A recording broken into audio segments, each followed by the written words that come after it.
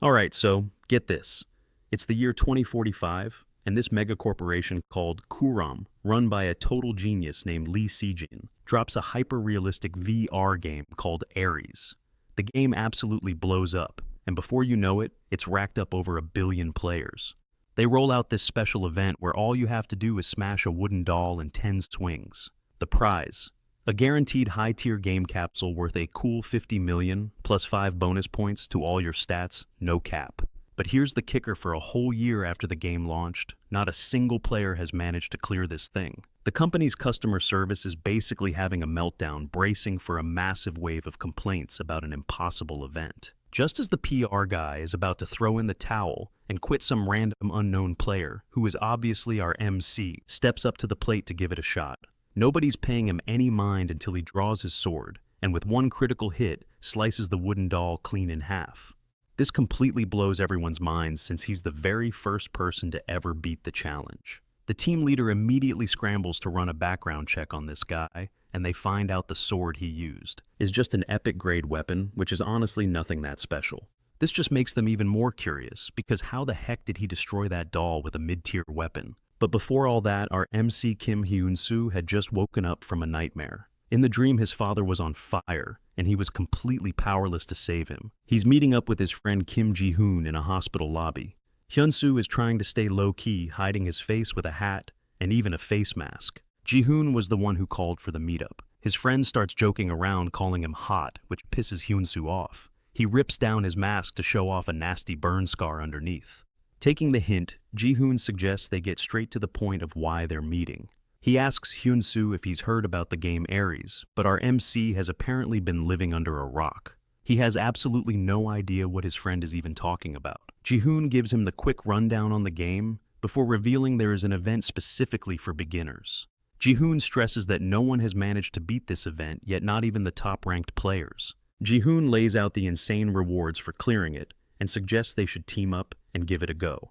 Hyun-soo is shocked, questioning why he thinks they could succeed when literally millions of others have already crashed and burned. Ji-hoon doesn't deny it'll be tough, but he's convinced it's not actually impossible. Ji-hoon is certain that with Hyun-soo on his side, they actually have a fighting chance to clear it. Hyun-soo is still totally lost, so Ji-hoon takes him to see the 10 million won capsule he bought, just so they could try the game. Hyun-soo just about has a heart attack when he hears his friend dropped 10 million on a single game capsule. Our boy can't wrap his head around it. He's baffled that a game capsule could cost that much, and that over 1 billion people are playing it. Ji-hoon insists it's a solid investment, telling Hyun-soo that if their plan works, he's gonna get some amazing rewards. It turns out you can trade real-world money inside the game, which has caused its popularity to explode. Ji-hoon is getting tired of all the questions, and just tells Hyun-soo to hop into the capsule and fire up the game. Hyun-soo doesn't share his friend's excitement at all, and asks him where the hell he even got the capsule. Ji-hoon just brushes him off, telling him not to worry about where it came from. He says they just need to focus on the incredible rewards they could potentially earn. But Hyun-soo is still skeptical, pointing out there's absolutely zero guarantee they'll make anything from this. Hyun-soo starts to seriously wonder what's going on with his friend. Ji-hoon keeps calling it an investment, and reminds Hyun-soo that he's their key to success, which just leaves Hyun-soo even more confused. So, Ji-hoon finally explains that in Ares there's a blacksmith class, and he thinks this is a game changer. Why? Because Hyun-soo just so happens to be the one and only son of a world-renowned blacksmith. It all finally clicks for Hyun-soo. He gets what his friend has been planning this whole time. He then pulls off his cap, showing Ji-hoon the full extent of his injuries from the accident he was in. Hyun-soo's head is covered in severe burn scars, and he looks at Ji-hoon clearly broken. He's trying to explain that he's in no shape to be trying out anything new. It turns out his whole world went up in flames after his dad got caught in a fire at his workshop, and Hyun-soo tried to be the hero. But in the process, he got seriously burned too. And even though he managed to drag his father out, the old man fell into a coma and never woke up. To keep up with the insane medical bills, Hyun-soo had to start grinding at whatever menial jobs he could find. One day while he was working, his supervisor told him to hammer a nail into place. This should have been a cakewalk for Hyun-soo, who had been a master with a hammer for over 10 years. But on that specific day, he found out he couldn't even swing it properly anymore. His right arm had completely lost its power, and because of that, he doesn't feel like he's fit for anything. Hyun-soo lets his buddy know that he's just trying to help, but insists that he'll be fine on his own. As he turns to leave, Hyun-soo urges Ji-hoon to just return the gaming capsule instead of flushing 10 million won down the toilet. Just as he's about to walk out, Ji-hoon stops him, calling him out for being the real idiot. He reminds Hyun-soo that he's working himself to the bone just to cover his dad's hospital bills. And let's be real, the jobs he's doing are hardly a long-term solution. Ji-hoon tells him this game could be the golden ticket, the one thing that could pay for everything and get his life back on track. He hits him where it hurts, saying that Hyun-soo he knew was never a quitter. Ji-hoon makes it clear he's footing the bill for the capsule. All he wants is for his friend to just trust him for once. He pushes him to give it a single shot, promising he can quit immediately if he doesn't like it, but Hyun-soo just leaves without giving an answer. Later, while he's at work, Hyun-soo can't shake what his friend said. The words are just replaying in his mind. He tries to push it all aside, though, because he needs to focus on making money for his father's treatment. Right then, he hears the familiar clang of metal on metal, and it brings back a flood of memories of everything he's missed. That sound sparks his curiosity big time, and he decides to check out what this game is all about, heading straight for the capsule. His deep-seated desire to get back everything he lost is the final push he needs to step inside. He finds himself standing in the character customization area. When the game asks him to pick a nickname, he just types in his own name, and the system immediately starts building his character. It bases the avatar on his real-life body structure. Hyun-soo is absolutely shocked when he sees that his game character is being created completely free of any of his scars. After it finishes generating what looks like a flawless version of himself with perfect skin, it asks if he's ready to. Without a second of hesitation, he immediately confirms his choice. Hyun-soo can't believe that the full strength in his right hand has actually come back. And for the first time in what feels like an eternity, a genuine smile appears on his. He knows he's deep in Ji-hoon's debt and silently vows to repay him as the game drops him into a random location. This happens to be the Barden territory, the official starting zone. As he wanders around, he quickly spots Ren's smithy. Inside the shop, a blacksmith is just wailing on a sword, hammering the metal with everything he's got until Hyun-soo walks in. With zero chill, Hyun-soo tells the guy he is doing literally everything wrong. The man is completely taken aback by this and has to ask him to say that again. Hyun-soo doubles down, telling the blacksmith that no cap, his technique is just plain bad. Hyun-soo gets that the guy is aiming to forge a powerful sword, but he flat out tells him that the method he's using is guaranteed to produce garbage. The blacksmith still looks totally confused. Hyun-soo just says he's trying to do him a favor, so he doesn't waste his time creating a piece of trash. The blacksmith is low-key getting ticked off that some random noob is trying to tell him how to do his own job. He shoves the mallet into Hyun-soo's hands and basically tells him to put his money where his mouth is and forge the sword himself. The blacksmith makes it crystal clear that he's going to be watching his every move. Truth be told, this is exactly what Hyun-soo was hoping for from the start. His whole plan was to win the blacksmith's approval so he could get. But since Hyun-soo came up with a counteroffer, he figures it's a much better deal. So Hyun-soo tells the blacksmith he's down to forge the sword, but there's one little condition. The blacksmith asks what's up, and Hyun-soo lays it out. He gets to keep any sword that comes out of this. In exchange, Hyun-soo promises to show the old man the ropes and teach him the whole process. The blacksmith can't believe the sheer confidence radiating from this kid, but he actually agrees to the terms. He does warn him, though, that if the sword he forges is trash, and not the masterpiece he's hyping it up to be, there's gonna be some serious trouble. Hyun-soo doesn't even blink and agrees to the deal. Our boy steps up to the forge, and just as he's about to start hammering the metal, it hits him that it's been a whole 3 years since he's done anything like this. Still, he's got a gut feeling that the muscle memory is still there, so he raises his hammer. Then he just starts going to town on the metal. With each and every strike, his rusty old senses start firing up again, and for the first time in forever, Hyun-soo feels truly alive. Absolutely buzzing with excitement, he keeps hammering away at the glowing steel. Meanwhile, the blacksmith is still side-eyeing him, convinced there's no way some random outsider can actually pull this off. But his whole opinion starts to shift when he sees Hyun-soo's movements. He can tell this isn't his first rodeo. He still doesn't think the kid has any real professional skill, though. Soon enough, he clocks that Hyun-soo is actually smiling, like he's genuinely having the time of his life. But even that doesn't convince the skeptical old blacksmith that it means anything. The blacksmith is just about to write this whole thing off as a waste of time, when out of nowhere, Hyun-soo busts out a pro-level technique. It's a method of folding, reattaching, and then refining the steel. This is a special process specifically for getting rid of impurities. The blacksmith is completely floored. He can't believe he's never once considered such a straightforward yet genius technique. Still in denial, the blacksmith refuses to believe Hyun-soo is actually succeeding and decides to use his appraisal skill. He's absolutely shocked. When the results pop up, the steel's quality just jumped from a D grade all the way to a C grade. Bruh, the blacksmith is practically losing his mind when he sees this. Look, he knows he's made C-grade steel before. That's not the issue. The thing is, he's never seen a quality jump that massive happen so damn fast. The old man finally starts to realize Hyun-soo might not be all talk. The kid claimed he was talented, and maybe that's no cap, but the blacksmith still thinks this is as far as he can go, because there's just no way he can improve it beyond what he just witnessed. He tells himself there's absolutely zero chance that Hyun-soo is a better blacksmith than he is. The old man keeps watching until he eventually just passes out. When he finally wakes up, the sun is already rising. And to his absolute astonishment, Hyun-soo is still at the forge hammering away with the exact same method he's been using all night long. He quickly pops his appraisal skill again. The blacksmith is left speechless when he sees the steel has been upgraded again, this time to a B grade. He can't wrap his head around how Hyun-soo managed to reach B grade, and from the looks of it, the kid isn't stopping anytime soon. A moment later, Hyun-soo finally starts to look gassed, and just as he's about to drop the sword from exhaustion, the blacksmith swoops in and grabs it, asking him what to do next because he's ready to follow his lead. Seeing the blacksmith offer to help brings a smile to Hyun-soo's face, and he thanks him for the backup. The two of them immediately get back to work on the sword together. The blacksmith even whips out his notebook and starts jotting down all the instructions. Before long, Hyun-soo manages to push the steel's quality all the way to an A grade. The blacksmith has to just openly admit that Hyun-soo is on another level, because he's never even seen a rare grade item this powerful, especially not in the beginner zone. No cap, with this kind of material, Hyun-soo can forge a legendary one-of-a-kind sword.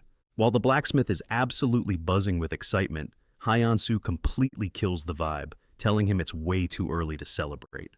The blacksmith is totally caught off guard by this, and Hyun-soo points out that the sword's hilt isn't even finished. On top of that, he says the edge needs to be way sharper. The blacksmith looks like a total amateur when Hyun-soo informs him that the blade hasn't even hit its peak sharpness yet. Humbled, the blacksmith admits he's never run into anyone quite like Hyun-soo before revealing that he's been in this game for a long time. In fact, he's been hammering away at the forge ever since he was just a little kid. Since Hyun-soo plans on taking a sword with him, the blacksmith suggests that he just forge a completely new one. But this time, the old man brings out the legendary stuff mithril, a super rare forging material. He explains that this mithril is a family heirloom that's been passed down from one generation. Naturally, Hyun-soo asks him why on earth he'd just hand over something so valuable. The blacksmith confesses that Hyun-soo has taught him so much already, and he's hungry to learn even more. Plus, the old man admits he doesn't have the skills to actually work with mithril, and wants to see the kind of masterpiece Hyun-soo can make. The blacksmith even says he's getting this weird urge to protect Hyun-soo, which totally blows Hyun-soo's mind. I mean, come on. Mithril is the kind of stuff you only read about in myths and legends. But now, he's actually getting the chance to forge a weapon with this legendary metal. Even though he has zero experience with it, Hyun-soo is more than ready to risk it all and see what magic comes out of the forge. Now that he has this insane new material, Hyun-soo says he's gotta scrap everything and start from square one. The blacksmith is thrilled to hear this and asks if he can pitch in and help Hyun-soo create the sword. Hyun-soo agrees since the dude just gave him something incredibly rare and precious, but the blacksmith doesn't stop there. He even asks if he can start calling Hyun-soo his master. Hyun-soo immediately shuts that down, pointing out that the blacksmith is old enough to be his dad, making it super awkward. With that settled, the two get to work, and after a whole month of grinding, Hyun-soo finally finishes his perfect sword. Right after that, he easily cleared the event. And that's pretty much all the game's management team could dig up on him. Apparently they can't get any more intel. That's because he chose to lay low to keep the online trolls and paparazzi off his back. The team keeps an eye on him and soon spots him entering the hunting training grounds. At the entrance, the instructor tries to talk Hyun-soo out of it, saying he's nowhere near strong enough yet. He even suggests Hyun-soo go hunt some rabbits first, but our boy insists on staying, promising the instructor he won't be a waste of time. The instructor, whose name is Wilson, sighs and tells him to go grab a sword. But Hyun-soo, with zero chill, just tells the guy he brought his own, and that's what he'll be using. Turns out Hyansu stayed in the beginner zone for a solid month, just to grind out some absolutely cracked skills. He actually managed to forge the only epic grade sword in the entire beginner zone, but he's still just level 1. When the game's creator hears this, he's shook. The big boss suggests they just let Hyansu cook and see how far this prodigy can actually go in their game. Back at the hunting grounds, the instructor just can't wrap his head around a level 1 player having the audacity to use his own sword.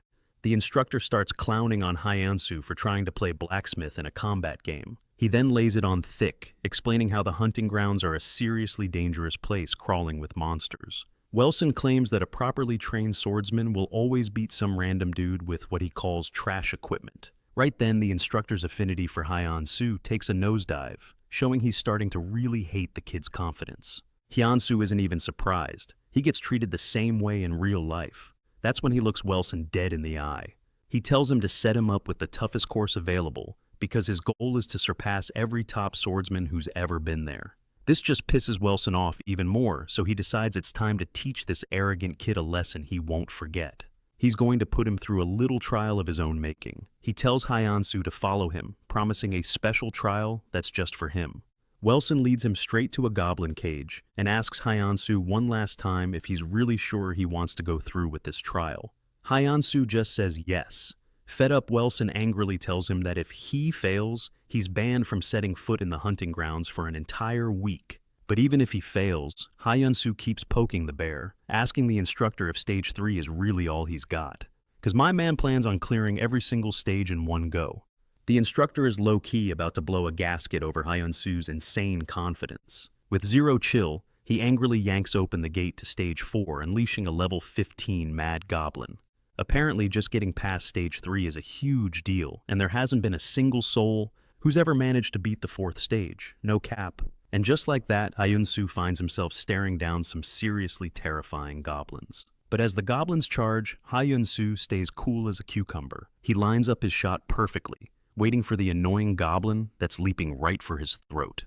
With a single clean strike, Hyansu one-shots the goblin, completely sure of himself. He's confident that no weapon in this place can even scratch his sword. He takes down one of the swift goblins, but the other one lands a nasty hit right in Hyansu's stomach, dropping him to his knees in pain. And you can bet the instructor is ready to hit him with a big ol' "I told you so." But to his shock, Hyansu just tanks the hit and grits his teeth through the pain. Turns out forging that sword for the last month has seriously beefed up his endurance and stamina. His agility is still pretty trash though, since he hasn't had a chance to grind it. While he's still reeling from the hit, the mad goblin itself comes charging straight at him.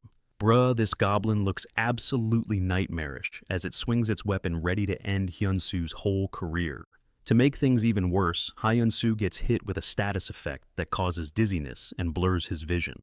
The instructor is actually impressed that Hyansu has managed to survive everything thrown at him so far. But even so, he's pretty damn sure this is the end of the line for him. Hyansu now finds himself backed into a corner against 2 goblins. But instead of panicking, Hyansu puts all his trust into the one weapon he personally created from scratch. He focuses all his senses, and right as the goblins swing, he cuts them down, leaving everyone watching absolutely stunned. The creator, the management team, and the instructor are all in total disbelief. The instructor finally cracks a smile, his whole mood flipping.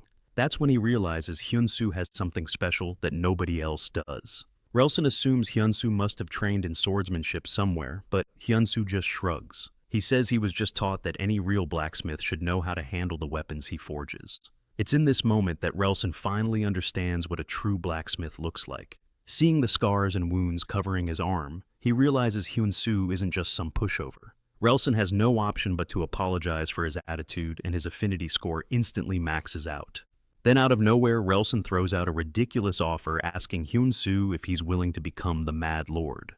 This is a legendary tier class, and when the management team hears this, they completely lose their minds. They can't believe Hyansu just got offered a class that blows the epic tier Mad Knight class out of the water. This is obviously a huge opportunity, but it's a one-way street. The Mad Lord is a total legend, a being who leads hundreds of Mad Knights and is considered the ultimate protector of the game world. Relson waits eagerly for Hyansu's answer to this absolutely glorious offer.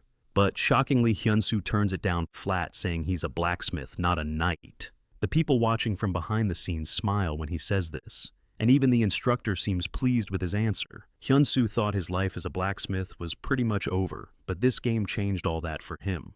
He isn't ready to give up on that dream, and just then the instructor hands him a letter of recommendation. He tells him to head over to the Lord's castle because a VIP is waiting for him there. As a reward for conquering the 4th stage, Relson gives him the rusty old armor that belonged to the previous Mad Lord. Even though the armor looks like a piece of junk, Relson believes Hyun-soo has the skill to restore it to its former glory, and basically bring his skills back from the dead. Relson is totally hyping Hyun-soo up, telling him to keep tackling these insane challenges, because no cap, he's the only one built different enough to pull it off. The management team is just breathing a huge sigh of relief that Hyun-soo didn't completely torpedo his own potential back there. Turns out there's a legendary class called the God of Blacksmiths, which is pretty much the final boss level for anyone who crafts gear. And they're stoked that Hyun-soo is still on track to hit that peak after absolutely dominating the training ground. With that out of the way, Hyun-soo finally gets teleported to the starting village to kick off his actual in-game journey. But before he can even dive into the main scene, he has to log out. Real-life responsibilities are calling his name. Hyun-soo's feeling good about getting the hang of the game, but at the same time his bank account is looking dangerously low. He starts stressing, realizing he's got to find a way to pay for his dad's hospital bills, on top of just, surviving. Just then he gets a call from his buddy Ji-hoon, who's immediately asking if he managed to beat the training ground yet. Ji-hoon admits he's been swamped with his own job, which is why he hasn't been able to log on for a hot minute. Hyun-soo tells him he crushed it, even mentioning that he just snagged a new quest and made it to the territory village. Ji-hoon is hyped to hear it, and tells Hyun-soo he absolutely has to check out the auction house, which is the go-to spot for all the in-game necessities. We're talking gear items, you name it all sold for gold. And get this, 10 gold is worth about 10,000 won. So with real money trading being a thing, tons of people are already treating this game like a full-time career. Then Ji-hoon drops the real reason he pushed Hyun-soo to play, admitting that in all his time in the game, he has never laid eyes on swords as ridiculously amazing as the ones Hyun-soo and his father craft. Ji-hoon is just thrilled that Hyun-soo is finally in the game, because now they have a legit shot at cornering the market and selling the absolute best swords anyone's ever seen. Hyun-soo is genuinely touched by his friend's faith in him and gives him a heartfelt thanks. After the call, Hyun-soo proceeds to inhale a mountain of food, knowing he's going to need all the stamina he can get to start mass-producing items to sell. He then goes for a jog fully fired up and determined to do whatever it takes to help his father wake up. A little later, Hyun-soo logs back in, connects to the auction house, and gets a prompt to enter a shop name. So he can start listing his stuff. He decides to call it Hyun's Forge. All of a sudden, Hyun-soo finds himself floating in the sky inside a sick-looking place called the Forge of Power. The system lets him know that he's now unlocked the ability to access the auction board from anywhere, anytime. Besides his main sword, the Lightbringer, he only has one other test sword he whipped up back at the forge. He quickly browses other blades listed in the test swords category and sees that even the basic ones are going for a minimum of 70 gold coins. Since his goal is to make bank, and his friend warned him not to sell himself short, he decides to aim high and lists his sword for a cool 100 gold coins. Hyun-soo puts the sword up for auction, calling it Hyun's first sword, and just hopes for the best. Almost immediately, players looking for a new weapon get a notification that just hits different. People are absolutely floored that Hyun-soo managed to craft this thing before he was even given a proper sword class. The sword is so impressive that the bidding immediately starts to pop off, and word reaches the Golden Shield Guild. They catch wind of the sword and the fact that it comes with a built-in enhancement option, which is wild.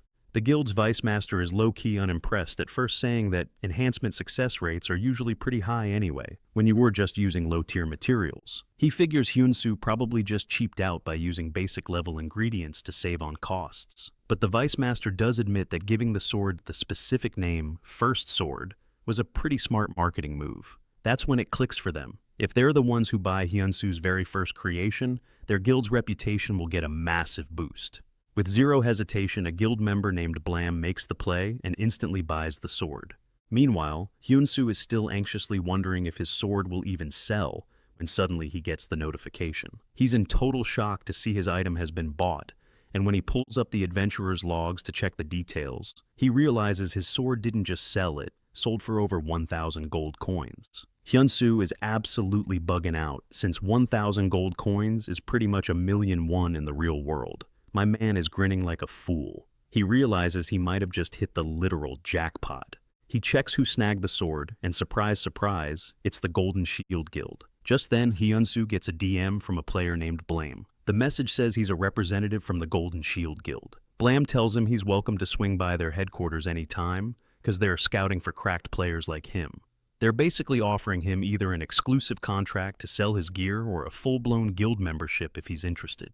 Apparently, they're a huge blacksmithing guild with a following of over 780,000 people. Ji-hoon always said that getting followers is way harder than leveling up, since more players equals more cash flow. Hyunsu takes a quick peek at his own forge's follower count and sees it's only at 82, but he keeps going.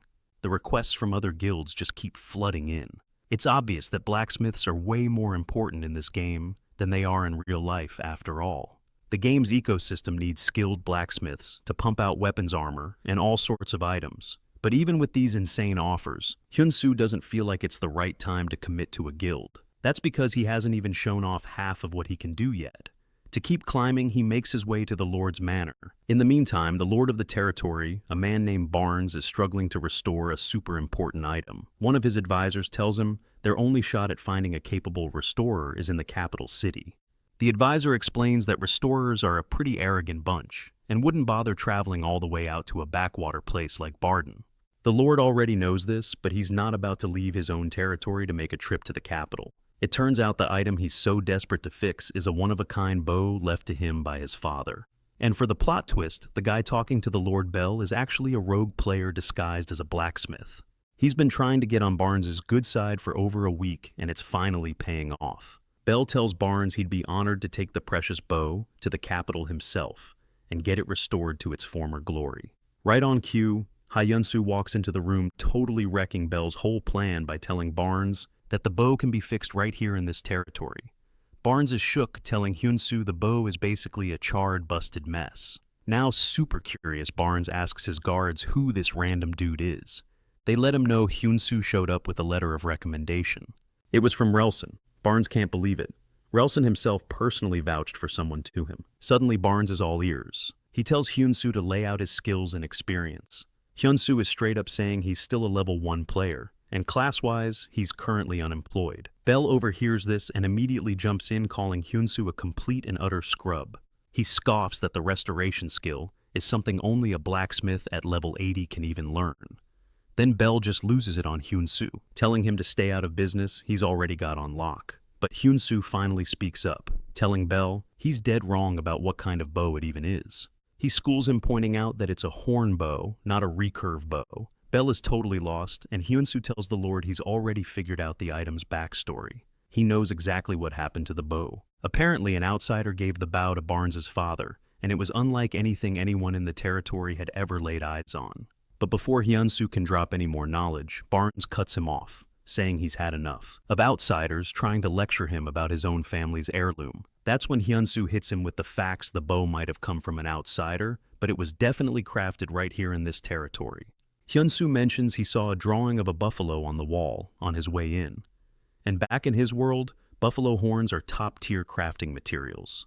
But he also noticed something about the bow that was way off. Instead of a normal cowgut string, this bow uses a string made from a whale. Hyunsu then looks the Lord dead in the eye and asks if he can explain why that is. The Lord admits he can, revealing that the outsider wasn't just some random, he was his father's best friend, and also a blacksmith. So that picture Hyunsu noticed, it was actually showing a buffalo migration. And get this, the materials for the bowstring buffalo and whale sinew are both crazy rare resources from the local swamps and ports. Barnes explains that the blacksmith used the absolute rarest stuff the territory had to offer to craft the bow. He's honestly shook that Hyunsu could see what a level 100 blacksmith completely missed. At this point, Bell is just about losing it because the Lord is hyping Hyunsu up like he's the next big thing. The Lord admits he didn't want the family heirloom to just sit there and collect dust, so he's been on the lookout for someone with actual skill to entrust it to. And after seeing how Hyunsu handled the whole situation, the Lord decides to hand him the massive responsibility of restoring the bow. To make it even more intense, he's offering a fat stack of 500 gold if Hyunsu can pull it off. Barnes then just straight up dismisses Bell. He basically tells him, "Don't call us, we'll call you." Bell storms out absolutely seething and already plotting revenge on Hyun-soo for wrecking his plans. With that clown gone, Barnes asks Hyun-soo what they need to fix the bow, and our guy lays it all out. Buffalo horns and whale sinew are a must. He also adds that they'll need specific woods, like mulberry bamboo oak, and a proper set of tools. The moment he figures out all the materials, Hyun-soo unlocks the restoration method for the bow. But the system hits him with a warning. If the restoration quality drops below 70%, all the items will be destroyed. No pressure, right? The second Hyun-soo touches the bow, a memory of him and his dad working on one together just hits him like a freight train. Tears start rolling down his face as all these sweet forgotten moments come flooding back. Even his game capsule is picking up on the vibes, showing a 99.9% sync rate. Sheesh. Hyun-soo feels a wave of gratitude, realizing he can do this properly because of the skills his father passed down to him.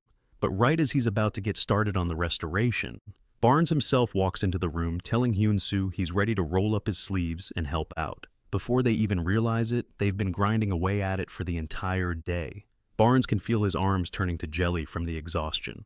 But Hyun-soo bruh is built different, looking totally energized and cheerful as he works. At one point, Barnes wants to take a break, but Hyun-soo is having none of it, telling him there's no time to slack off. He reminds the Lord that the whole reason he came to the workshop was to restore his family's legacy with his own hands. That hits home for Barnes, who agrees and says the bow is the only thing he has left that holds memories of his own father.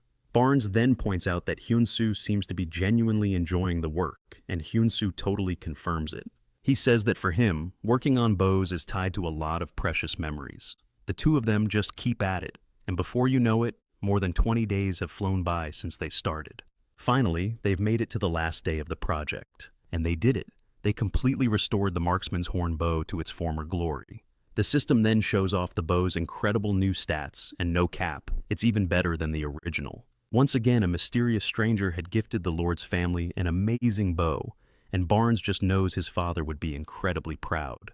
They take the masterpiece outside, and Hyun-soo tells Barnes to give it a test shot to see if it feels the same, just like he remembers it from back in the day. Barnes draws the bow, and the arrow releases with so much power, it literally vaporizes the target. He turns to Hyun-soo and says it doesn't feel the same. Hyun-soo's heart just drops, thinking he messed up. But then Barnes just breaks into this huge beaming smile. He shouts that the bow feels way more powerful than it ever was before.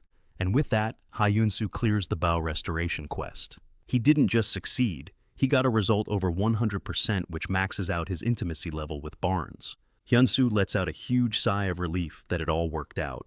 Barnes is over the moon, thanking him profusely. He's just so happy he can finally go back to his duties with this treasure restored. Barnes then says, the promised reward of 500 gold coins is way too low for a job this well done, so he bumps it up to 2,000 gold coins. Cha-ching. On top of all that, he gives Hyun-soo free rein to use the forge whenever he wants. Hyun-soo is absolutely floored when he realizes this translates into some serious real-world cash, but while he's still celebrating, Barnes hits him with a question asking if he's interested in learning the way of the sword. Turns out, before Barnes became the lord of this land, he was a straight-up swordsman, and his sword art is a secret technique. No cap. It's the same style that crushed the endless monster waves and finally brought some peace and stability to the territory. Barnes admits that while Hyun-soo is a totally cracked blacksmith, he can also sense a different massive potential in him, the makings of a true swordsman. He first got a hint of this from Relson's recommendation letter, but seeing Hyun-soo's insane display of power with his own eyes sealed the deal. Because of this, Barnes offers to pass on some of his swordsmanship knowledge, and right on cue a skill quest pops up.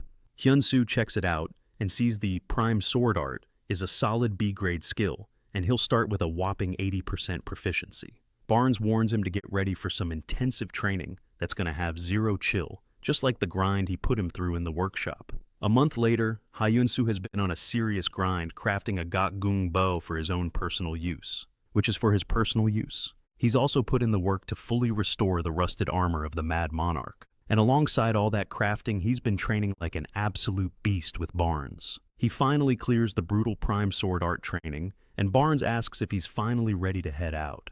Hyun-soo says he is giving Barnes a massive shout-out for helping him get all his preparations locked in. Barnes then asks what's next on his agenda, and our boy reveals he's planning to score a new job class. Hyun-soo is now looking absolutely dripped out in the restored shining Mad Lord's armor, and Barnes assures him he can swing by any time. If he ever needs help, Hyun-soo is feeling good about his new custom gear, knowing it'll seriously compensate for his low-level stats.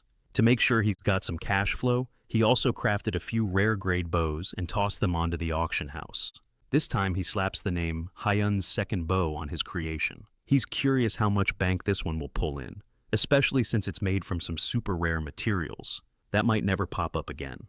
It doesn't take long for the Golden Shield Guildmaster Rune to spot the bow, and he immediately recognizes that Hyun-soo has created something unbelievably legendary. What's blowing his mind is that Hyun-soo somehow managed to craft this god-tier bow using what should have been low-grade materials. Apparently, there's a saying that if a player does something that truly moves the game's AI, the system will bless them with a special. Based on this, Rune jumps to the conclusion that Hyun-soo has to be a legendary blacksmith, putting him on the same level as the server's #1 crafter, a guy named Smith. When the auction finally closes, the bow sells for over 2,000 gold, completely shocking Hyun-soo.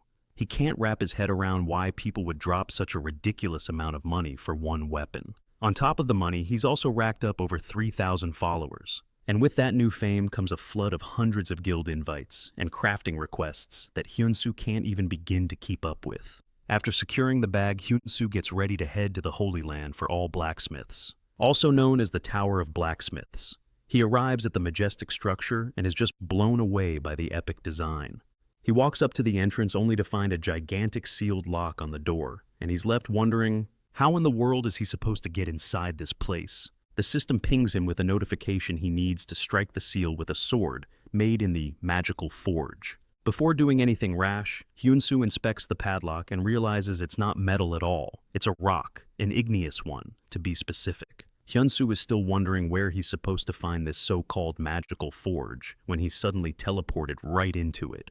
A system message informs him that he's about to get the training he needs to craft the sword for the test.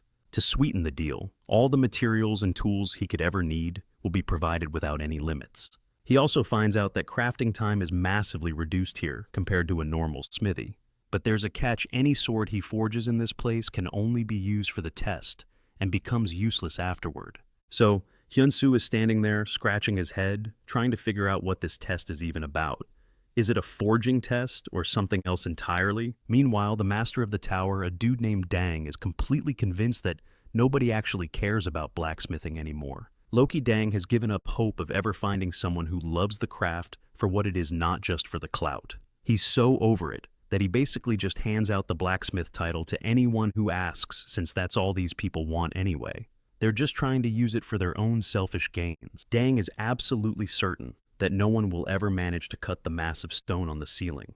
But our boy Hyun-soo has already picked his weapon of choice for this challenge, the legendary Damascus sword. This ain't your average blade. It's a high-tier weapon that only the most cracked blacksmiths can even dream of making. But since he has all the materials he needs right there, Hyun-soo figures, why not shoot for the moon? He remembers his dad telling him once that a sword can in fact cut another sword. His old man even showed him the technique, so Hyun-soo is feeling pretty confident he can ace this mission. Hyun-soo feels like he hit the jackpot because everything is perfectly laid out for him, and the crafting time has even been shortened. He can't help but smile. He's pumped to finally forge a sword exactly the way he's always wanted.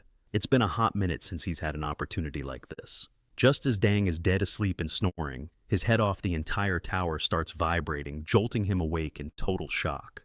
He can't believe it when he realizes the shaking is because someone is actually hammering away. Dang thinks he's dreaming until he peeks out the window and sees the entrance lock has been sliced clean in two. Without a second thought, Dang bolts toward the entrance just as Hyun-soo is walking in. And in that moment, he's sure of it. The legendary god of blacksmiths has finally arrived. Hyun-soo gets all nervous and asks Dang if he managed to pass the test. Dang is like, "Bruh, we were just trying to measure your skill with that stone, but you went and sliced the whole thing in half." Basically, Hyun-soo broke the scale, so they couldn't even get a reading. Hearing this, Hyun-soo thinks he's going to have to do a retest. But instead, Dang leads him over to a magic circle, revealing that it's actually for summoning. Dang then grabs a hammer, holds it out to Hyun-soo, and says it belongs to him now.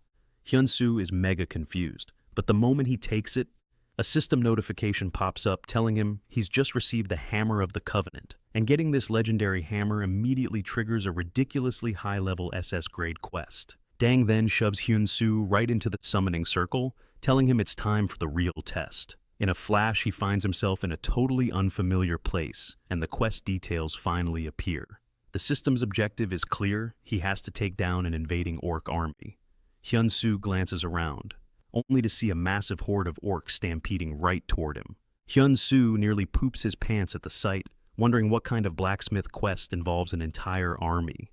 Standing behind him are 50 warriors who think he's the backup they've been waiting for from Dang. The system explains that to pass, he needs to earn 70 contribution points among these 50 brave fighters. The leader of the squad, a guy named Hans, gives Hyun-soo a special welcome. He tells Hyun-soo that the orc invasions have gotten seriously out of control lately. Hans explains that their weapons are all wrecked from the constant fighting, and they need Hyun-soo to repair their swords. With his amazing skill right, but Hyun-soo has to tell him they've got it twisted. He hasn't officially changed his class to blacksmith, so he can't use his skills yet. Hans then points to the epic hammer in his hand, and Hyun-soo awkwardly explains he just got it during his advancement test. Hyun-soo clarifies that he was just sent here for an extra test, and that's when the light bulb goes off for Hans. He realizes this new guy has absolutely zero real combat experience. Hyun-soo then has to confess that his combat level is well still at the beginner stage. The look on Hans's face completely changes. Bro was expecting a seasoned pro who could turn the tide, but instead they got a total newbie they'll have to babysit. Hans just tells Hyun-soo to go wait in the watchtower. He says it's safe there, and that he should just chill until they get back from the fight. But in that exact moment, an axe comes flying straight for Hans's head. And just in the nick of time, Hyun-soo swoops in to save him, slashing down the axe with a clean strike. Seeing this, Hans's eyes go wide with pure shock and awe. Hyun-soo admits he's still a total noob at this, but asks if he can get in on the action anyway. Hans is like, "Aight bet," and Hyun-soo immediately joins the unit as they head to the battlefield. He's kinda hoping that if he just handles these orcs the same way he dealt with goblins, everything will be fine. Hans then tells Hyun-soo to stick close to Ben's squad, who'll give him all the instructions he needs on the ground. Before he knows it, Hyun-soo is face to face with a horde of orcs and it hits him. These things are absolutely not the same as the goblins he's used to. But our boy isn't about to back down. He dives into the fight fully convinced that losing isn't an option. The very first orc that comes charging at him loses its head before it can even process what happened. Just from that one takedown, Hyun-soo banks a cool 86 experience points, and he can't help but smile. Turns out that entire month he spent grinding with Barnes wasn't for nothing after all. Hyun-soo even levels up despite still being classless, and when Ben sees it, he realizes this new guy is built different. But getting distracted by Hyun-soo's skills causes Ben to lose his focus. The moment Hyun-soo clocks that Ben is about to get wrecked by an orc, he instantly swaps from his blade to his bow. Hyun-soo lets loose a perfect shot that streaks right toward the orc, and before the beast even senses the danger, it's way too late. The arrow punches clean through it, sending it flying back with incredible force, but Hyun-soo doesn't stop firing another arrow that shatters an orc's skull. He levels up yet again, but Ben is way more shook by the fact that Hyun-soo just dropped a massive orc with a single arrow. Suddenly, Hans is screaming at Ben to get his head in the game because a whole mob of orcs is now closing in on Hyun-soo's position. The guilt hits Ben hard. He knows Hyun-soo is in this mess because of him. Ben starts to panic thinking he just got the rookie killed, but Hyun-soo has zero chill and is already swapping his bow for his Lightbringer sword. With his Lightbringer in hand, he unleashes the Flurry skill, an AoE attack that just annihilates every enemy within a 10-meter radius. The sword goes to work, and Hyun-soo effortlessly carves his way through the orcs that had him pinned down. Naturally, he levels up from that too, and his contribution to the fight jumps to 19%. Watching this absolute masterclass, Hans is now dead set, convinced that they can't actually win this war, as long as they have got Hyun-soo on their side. Hans then roars for his soldiers to hear, telling them that they finally have a chance to crush the orc unit. This is a huge deal since they've never ever managed to pull it off before. As the battle rages on, the squad's morale is through the roof, and Hyun-soo feels like he's truly one of them. And by the time his contribution hits 20%, he notices his progress is starting to feel a little sluggish. Right then, the system alerts him that he's taking down orcs way faster than anyone else on his team.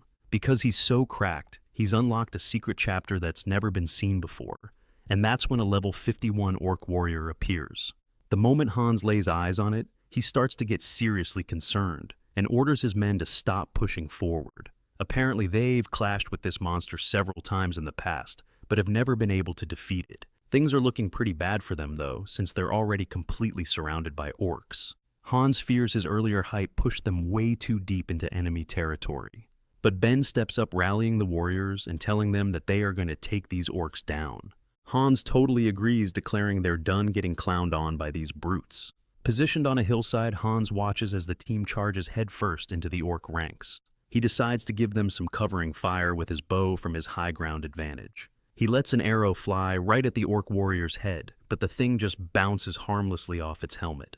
After seeing that shot do absolutely nothing, the team knows they probably need to fall back and come up with a new plan. In a ballsy move that backfires spectacularly, Hans charges the orc warrior and ends up losing his damn sword hand for his trouble. Now completely at the orc's mercy, Hyunsu comes sprinting in from behind screaming Hans's name and praying he's still breathing. But in the blink of an eye, they're completely boxed in by a swarm of orcs. Hans is seriously messed up, but at least the soldiers manage to pull him to safety. Hyunsu's been throwing everything he's got at the orc warrior, but he can't even put a scratch on the guy's armor. He realizes the body count is just going to keep climbing, so he makes a quick call to the soldiers. He orders them to lock into a defensive formation and fall back into the woods behind them, promising he's right behind them. No cap. Ben immediately relays the order to his squad, telling them their #1 priority is getting the captain to safety. They desperately need to regroup. The soldiers bolt for the forest, but Ben hangs back for a second to warn Hyunsu that their retreat is going to be slow. The forest is going to make it tough. Ben says this plan only buys them a little bit of time, and Hyunsu figures out that's all he needs. He asks Ben for just 5 minutes. He needs to know if the soldiers can hold the line for that long.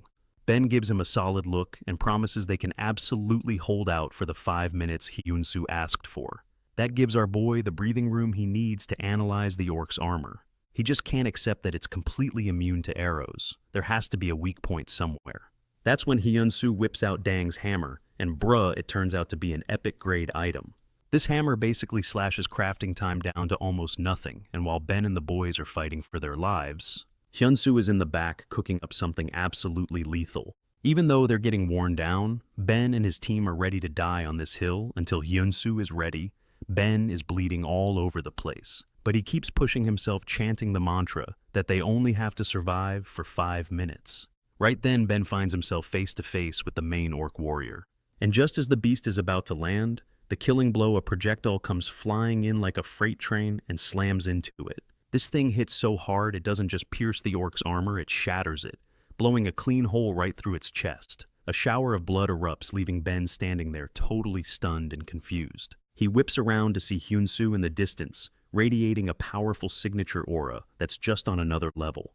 Hyunsu loads up another projectile and fires, and this time it turns the orc warrior's head into a fine red mist. The massive body collapses to the ground with a thud. Ben is completely mind-blown by this display of power, and when he gets a better look, he sees Hyunsu has attached a new item. It's right on his bow. Hyunsu slapped on an item called a swift arrow, which provides a 70% penetration buff and a 60% speed increase. This thing is cracked. It's basically a compact arrow that travels faster than anything they've ever seen before, and it carries enough destructive force to literally pulverize a boulder. Hyunsu was able to pull this off by using a genius pipe he crafted from bamboo to launch it. But Hyunsu isn't stopping his assault, and when the soldiers see the orc warrior somehow getting back to its feet, they get a second wind and charge back into the fight, motivated to buy Hyunsu all the time he needs. Hyunsu is as cool as a cucumber, aiming his bow with the confidence that each arrow hits with the piercing power of a musket. He lets another one loose, and this time it slices clean through the orc warrior's neck. Finally, the beast is defeated for good. The system notification pops up confirming Hyunsu has successfully defeated the orc warrior. Immediately, Hyunsu gets spammed with notifications about leveling up. For killing the orc warrior, he's earned the title Orc Slayer.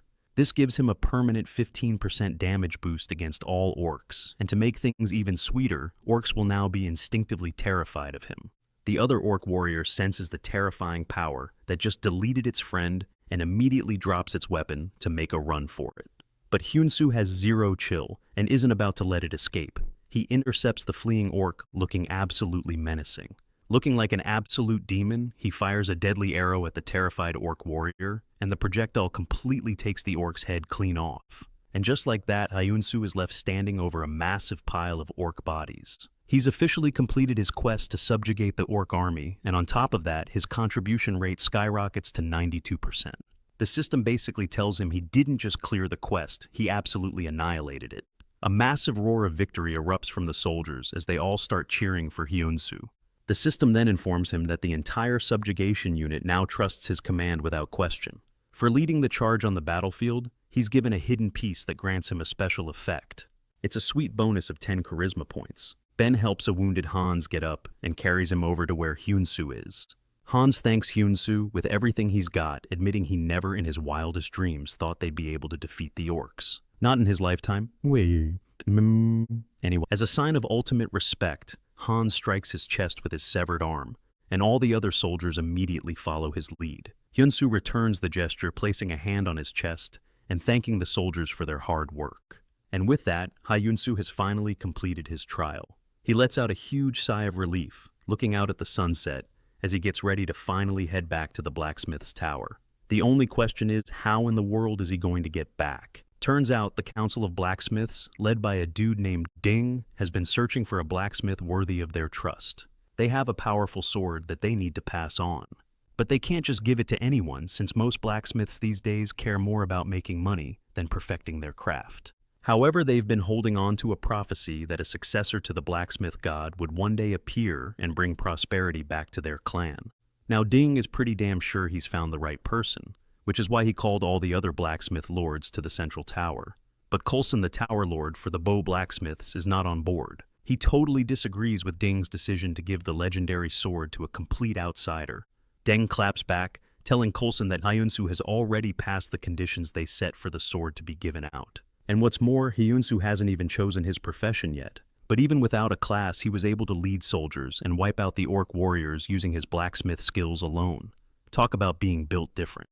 The other lords are low-key shook when they hear this, because they can't believe someone without a class could pull off such an insane feat. Dung points out that the prophecy specifically said the successor to the god of blacksmiths would be stronger than anyone.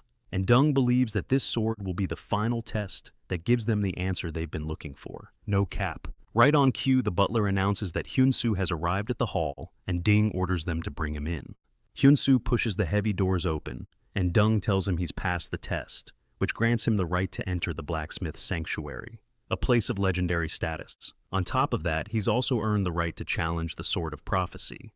It's the very weapon left behind by the god of blacksmiths himself. Deng lets him know that the moment he grabs that sword, they'll have all their answers. And after that, he's going to receive a massive reward for his efforts. Hyunsu can't help but wonder if the reward might be a legendary class, especially since he just aced an SS rank quest. Just then, one of the lords gives him a backhanded compliment, congratulating him for a job well done. He admits Hyunsu did well to craft the swift arrows in such a critical moment, but he's clearly not that impressed.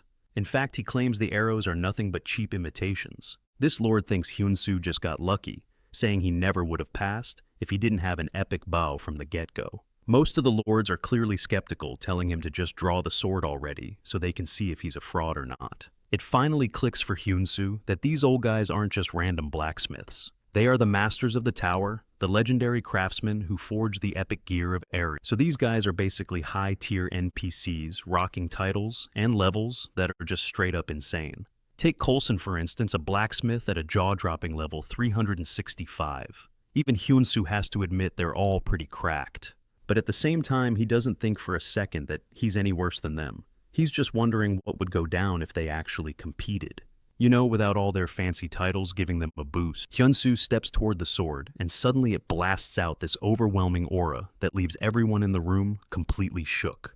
The sword then erupts into a blinding light before diving right into Hyunsu's body. Our boy has no idea what just happened though, and he's just confused, wondering where the heck the sword vanished. Dang, however, has already figured it all out, and he's grinning because his gut feeling was right on the money. He just bursts out laughing, shouting that he finally understands what the prophecy meant when it said it would be fulfilled. Apparently, they'd all just been going through the motions, with rituals and procedures instead of doing what actually mattered.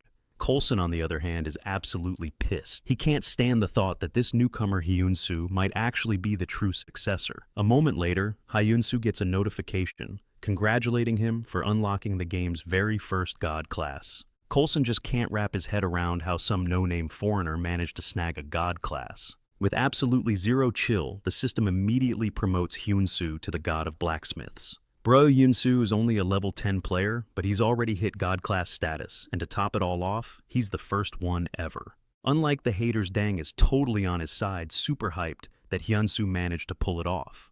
Along with the new class, he's also granted an SSS rank title, the God of Blacksmiths. This title lets him completely shatter material level restrictions anytime he's crafting. The same goes for when he's forging powerful artifacts. His mastery also skyrockets depending on the materials he uses. Basically, he's on the fast track to becoming more OP than any other blacksmith. The system then lets him know that the sword trial is set to begin as soon as he hits level 100. Just as the other lords are starting to come to terms with the situation, Coulson just screams out in pure rage. "Steroids." He shouts that there's no way he's going to accept this outcome. He tells his comrades they can't just pick the next god of blacksmiths because some random sword said so. Dang jumps in telling the guy that the prophecy is absolute, but Coulson isn't hearing it. He fires back that the true successor has to be acknowledged by all the tower lords, not just a few. Since this is also part of the deal, Coulson angrily exploits this loophole to challenge Hyunsu to a blacksmith's duel. Coulson tells Hyunsu that if he can actually win the duel, he'll accept him as the real deal, no questions asked. But if Hyunsu loses, he's gotta forfeit the title right then and there. This whole thing has Dang seriously worried, and he tells the other lords they need to get a grip on Coulson, but not a single one of them even twitches. Dang is floored that his colleagues are just standing there, not making a single move to stop Coulson. Coulson then tells Hyunsu he can back out if he wants, and as a consolation prize, he'll give him the Vice Tower Lord position. The dude is already smiling, totally convinced that Hyunsu is gonna chicken out. But little does he know this is exactly what Hyunsu was hoping for. Without even hesitating, Hyunsu accepts the duel. Because for a blacksmith, skills speak way louder than words. The system immediately generates a new quest for the duel against Coulson, who then starts explaining the rules. He makes it clear that a blacksmith's duel is way different from a knight's fight. He tells him that the winner is decided by the items they pour their souls into at the forge. They're each going to craft a sword, smash them together, and whichever blade breaks first loses the match. Coulson reveals that a high-grade smithy has already been prepared for them, right there in the hall. He then scoffs that since Hyunsu supposedly has the god-tier skill, now he should be able to whip up a sword in one day. Coulson laughs right in his face, taunting him that he'll only be able to pull this off if he really is the god of blacksmiths. With the gauntlet thrown, Coulson dips, promising he will see Hyunsu tomorrow for the big showdown. The moment Coulson is gone, Dang starts freaking out, worried that Hyunsu accepted the duel without a second thought. Dang lays it out, Coulson is a ridiculously skilled blacksmith, even when compared to the other tower masters. He argues that even though Hyunsu snagged a god-tier skill, he's still a rookie who needs way more time to grow. But Hyunsu reveals a game-changing fact: he would have been absolutely toast in this duel if he hadn't switched up his class. Hyunsu isn't dumb. He knows a tower master like Coulson has to have some seriously cracked abilities. However, his last-minute decision to become a god class instantly leveled the playing field between them. At its core, the fight is now going to be a pure test of skill, not stats. This is all possible because of a brand new skill he just got his hands on. The new ability is called God's Custom-Made Creation. This skill is no joke. It lets him literally forge any artifact he can possibly think of. On top of that, he can then infuse that item with any effect he desires. The more OP the effect, the harder it is to craft, but the effect's power is guaranteed to be at 100%. It all hinges on the crafting technique he uses. Meanwhile, Coulson has stormed into his own smithy, ready to forge the sword of his dreams. He's always thought of himself as the chosen one, having inherited his blacksmithing talent from his father. But that changed when he met a master whose skills were on a whole other planet, which is the real reason he quit making swords. That's how he eventually ended up as the tower master for bow blacksmiths. Coulson was crazy salty about finding someone better than him, but what could he do? He had no choice but to swallow his pride and accept how things were. But one thing he absolutely won't accept is some random dude from nowhere becoming his new boss. Fueled by pure rage and determination, Coulson hammers the steel with both incredible sword and pinpoint precision. Hyun-soo is also in the zone working hard on his own sword. It's a well-known fact that when you imbue artifacts with powers, it's all about give and take. If you gain something in one area, you're guaranteed to lose something in another. Dang figures Hyun-soo's only shot is to max out the sword's raw power to get any kind of advantage in the fight. To pull that off, the top-tier blacksmiths usually have to craft at the highest possible grade. Dang is super worried that Hyun-soo can't pull this off, since his own strength and stats are barely at the rare level. But after a long night of crafting, Dang is left wondering what kind of master plan is going on inside Hyun-soo's head. The long-awaited moment for the duel finally arrives. Coulson and Hyun-soo are in the hall, and the other tower lords are all gathered to witness the clash. Coulson laughs at Hyun-soo, saying he must have cooked up something overnight if he didn't just tuck tail and run. With a smirk, Coulson says he'd love to see if Hyun-soo's skills actually measure up to someone who's supposed to be a god's successor.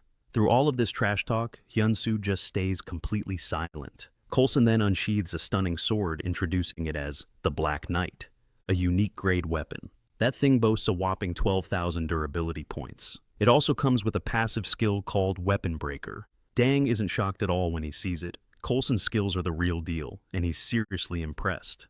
The fact that Coulson managed to forge a perfect unique grade dueling sword overnight is just built different. Coulson cracks a wicked smile, totally confident that his peers can see the absolute masterpiece he's just created. This isn't just any sword. He's poured his family's secret techniques and traditions into this blade. After getting sick of Coulson running his mouth, Hyun-soo finally draws his own sword. The second Hyun-soo reaches for his blade, Coulson is practically vibrating with excitement. Even Dang is on the edge of his seat, desperate to see what Hyun-soo has brought to the table. But when they finally lay eyes on the sword Hyun-soo made, they're all hit with a massive wave of disappointment. Model. Bruh, Hyun-soo's blade is just a rare grade sword rocking a measly 1,000 durability points. The other tower gods are looking seriously underwhelmed, pretty much convinced that Coulson had this in the bag. Coulson's got this nasty smirk on his face because he's dead certain he's about to absolutely school Hyun-soo and teach him a lesson. With zero chill, Coulson lunges straight for Hyun-soo, aiming to put this whole thing to bed for good. But Hyun-soo, he's just chilling, holding a defensive stance, practically inviting the attack. Sparks fly as their swords meet with a massive clang, and then snap, one of the blades is cleanly sliced in two. The lords are absolutely shook when they see it was Coulson's sword that shattered. Coulson himself can't even process it, just staring at the busted hilt in his hand. He's forced to ask Hyun-soo how the hell he pulled that off, and Hyun-soo just drops some wisdom saying, you can't just judge a sword by its grade. Turns out Hyun-soo's blade has a cracked active skill. It literally can't break until its durability hits 0. And that one hit, it only knocked off 100 points from the sword's total durability. Hearing this, Coulson has a major flashback to his old man telling him tales about a future god of blacksmiths. This legendary figure was supposed to show up one day and completely flip the script on how everyone thinks about crafting. His dad said everyone would get a chance to meet him, and back then a young Coulson was totally hyped for that day. Thanks to his own teachings, Hyun-soo knew that just breaking Coulson's sword wouldn't be enough to truly convince the Tower Masters. This is exactly why he went full galaxy brain and decided to forge a sword that literally cuts other swords. When he told Dang about this wild plan, the old man was skeptical to say the least. Hyun-soo didn't deny it was a tough job, but he explained that creating an artifact that busted comes down to a blacksmith's raw skill. It's all about the blood, sweat, and tears you pour into the forge. That's when it finally clicks for Dang. Hyun-soo is built different, making bold moves that go against all common sense. Coulson, on the other hand, is just completely broken. He finally musters the courage to speak and acknowledge Hyun-soo's overwhelming skill. He asks him if he could ever hope to make a sword that can slice through other blades. With a slight smile, Hyun-soo tells Coulson that nothing is truly impossible. There is no such thing as impossible. Coulson actually starts tearing up, falling to his knees to pledge his undying loyalty to Hyun-soo. And with that, the blacksmith duel quest is officially cleared. After everything's sorted, Hyun-soo gets the VIP treatment he deserves, starting with a fat stack of 500 gold coins. That little payday definitely puts him in a great mood. Along with the 500 gold coins, they also hand him a scroll containing the recipe for a legendary bow. No big deal, it's just one of the 10 legendary treasures of the entire blacksmith's tower. Coulson confesses that he was never able to figure out the bow recipe himself. but he knows the right move is to pass it on to someone who is clearly on the fast-track day to becoming insanely powerful. Dang also reassures Hyun-soo that with his arrival, all the lords are ready to fully embrace this new way of doing things. Since they're all prepared to back him up, they push him to take his rightful place at the pinnacle of power. After he logs off for the day, Hyun-soo meets up with his friend. His buddy is just floored by how unbelievably good he's getting at the game. He's convinced that all of Hyun-soo's suffering and grinding at the forge is finally starting to pay off big time. Ji-hoon then gets curious and asks him about the perks of actually being a god class. Hyun-soo just replies that it's not something you really notice right off the bat. Then things get real. Hyun-soo reveals he needs to go handle his father's hospital bill the next day. Apparently, they have just slapped another 10 million won onto his already massive medical debt. Ji-hoon then says he did some digging on that new medicine Hyun-soo wanted for his dad. From what Ji-hoon found, the medicine costs a whopping 20 million won, and to make matters worse, it's not covered by insurance at all. Ji-hoon doesn't stop there, adding that Hyun-soo's own treatments will cost an insane amount of money, possibly more than his new god class can even cover. At the end of the day, there's a hard limit on how many artifacts Hyun-soo can make and sell because of his stamina. Ji-hoon tells him plainly that he has to level up and get more famous, which makes his growth as a god absolutely critical. He advises Hyun-soo to start networking with the most famous players in the game, because that's the only way he's going to get access to much better rewards and rare items of the same grade. Ji-hoon's not letting him rest on his laurels, telling him to use this success as a launchpad to forge some truly god-tier artifacts. To make sure he doesn't fumble the bag, Ji-hoon says he's already cooking up a plan to help him out, and will drop the deets in the game's group chat. Speaking of the group chat, it's absolutely blowing up over a player named Lord, who just rocketed into the legendary class. Everyone's losing their minds because it turns out Lord pulled this off by challenging the Sword King himself. Now he didn't beat Barad, but he did something that was thought to be impossible. He actually managed to land a single hit. That's something no player had ever accomplished until that The whole server is buzzing, wondering how in the world he did it. The next day, though, the real world hits Hyun-soo like a freight train. He's still staring down a mountain of his father's hospital bills, and the number is just staggering. Even with all the cash he's earned in the game, it's not even close to being enough. Hyun-soo is stressing, trying to figure out how to get the money. That's when a notification dings. His very first custom-made sword has been sold for 53,000 gold coins to that same player Lord. The timing was so perfect it was almost unbelievable.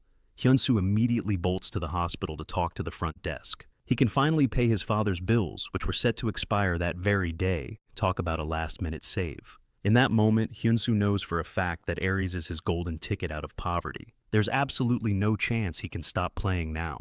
Just then, a message from Lord himself pops up. Lord tells him that the sword was the only reason he was able to pass Barad's trial, and that the 50 million won he paid for it was a total bargain. He says that price is nothing, considering how absolutely cracked the weapon is. He was able to create an opening with the sword that left even the Sword King himself completely shook.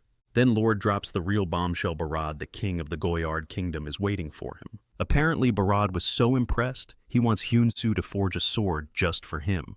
Hyun-soo is stunned, and Lord makes it clear that this is an opportunity he cannot miss. Stepping outside the hospital, Hyun-soo realizes for the first time that he finally has the power to solve all his problems. We're talking the new expensive medicine and his dad's crushing hospital bills, all of it. His new path is clear. He has to meet Barad and find that lost forge too. Later on, Hyun-soo tries reaching out to the king, but he gets shut down hard like his message hit a firewall. He's told that he can't meet Barad yet because his level is just too low. He's got to grind his level and his fame up a lot higher. Only then will he even be considered for an audience with the king. Hyun-soo's jaw hits the floor when he learns he needs to be at least a level 200 player before he can even think about meeting Barad.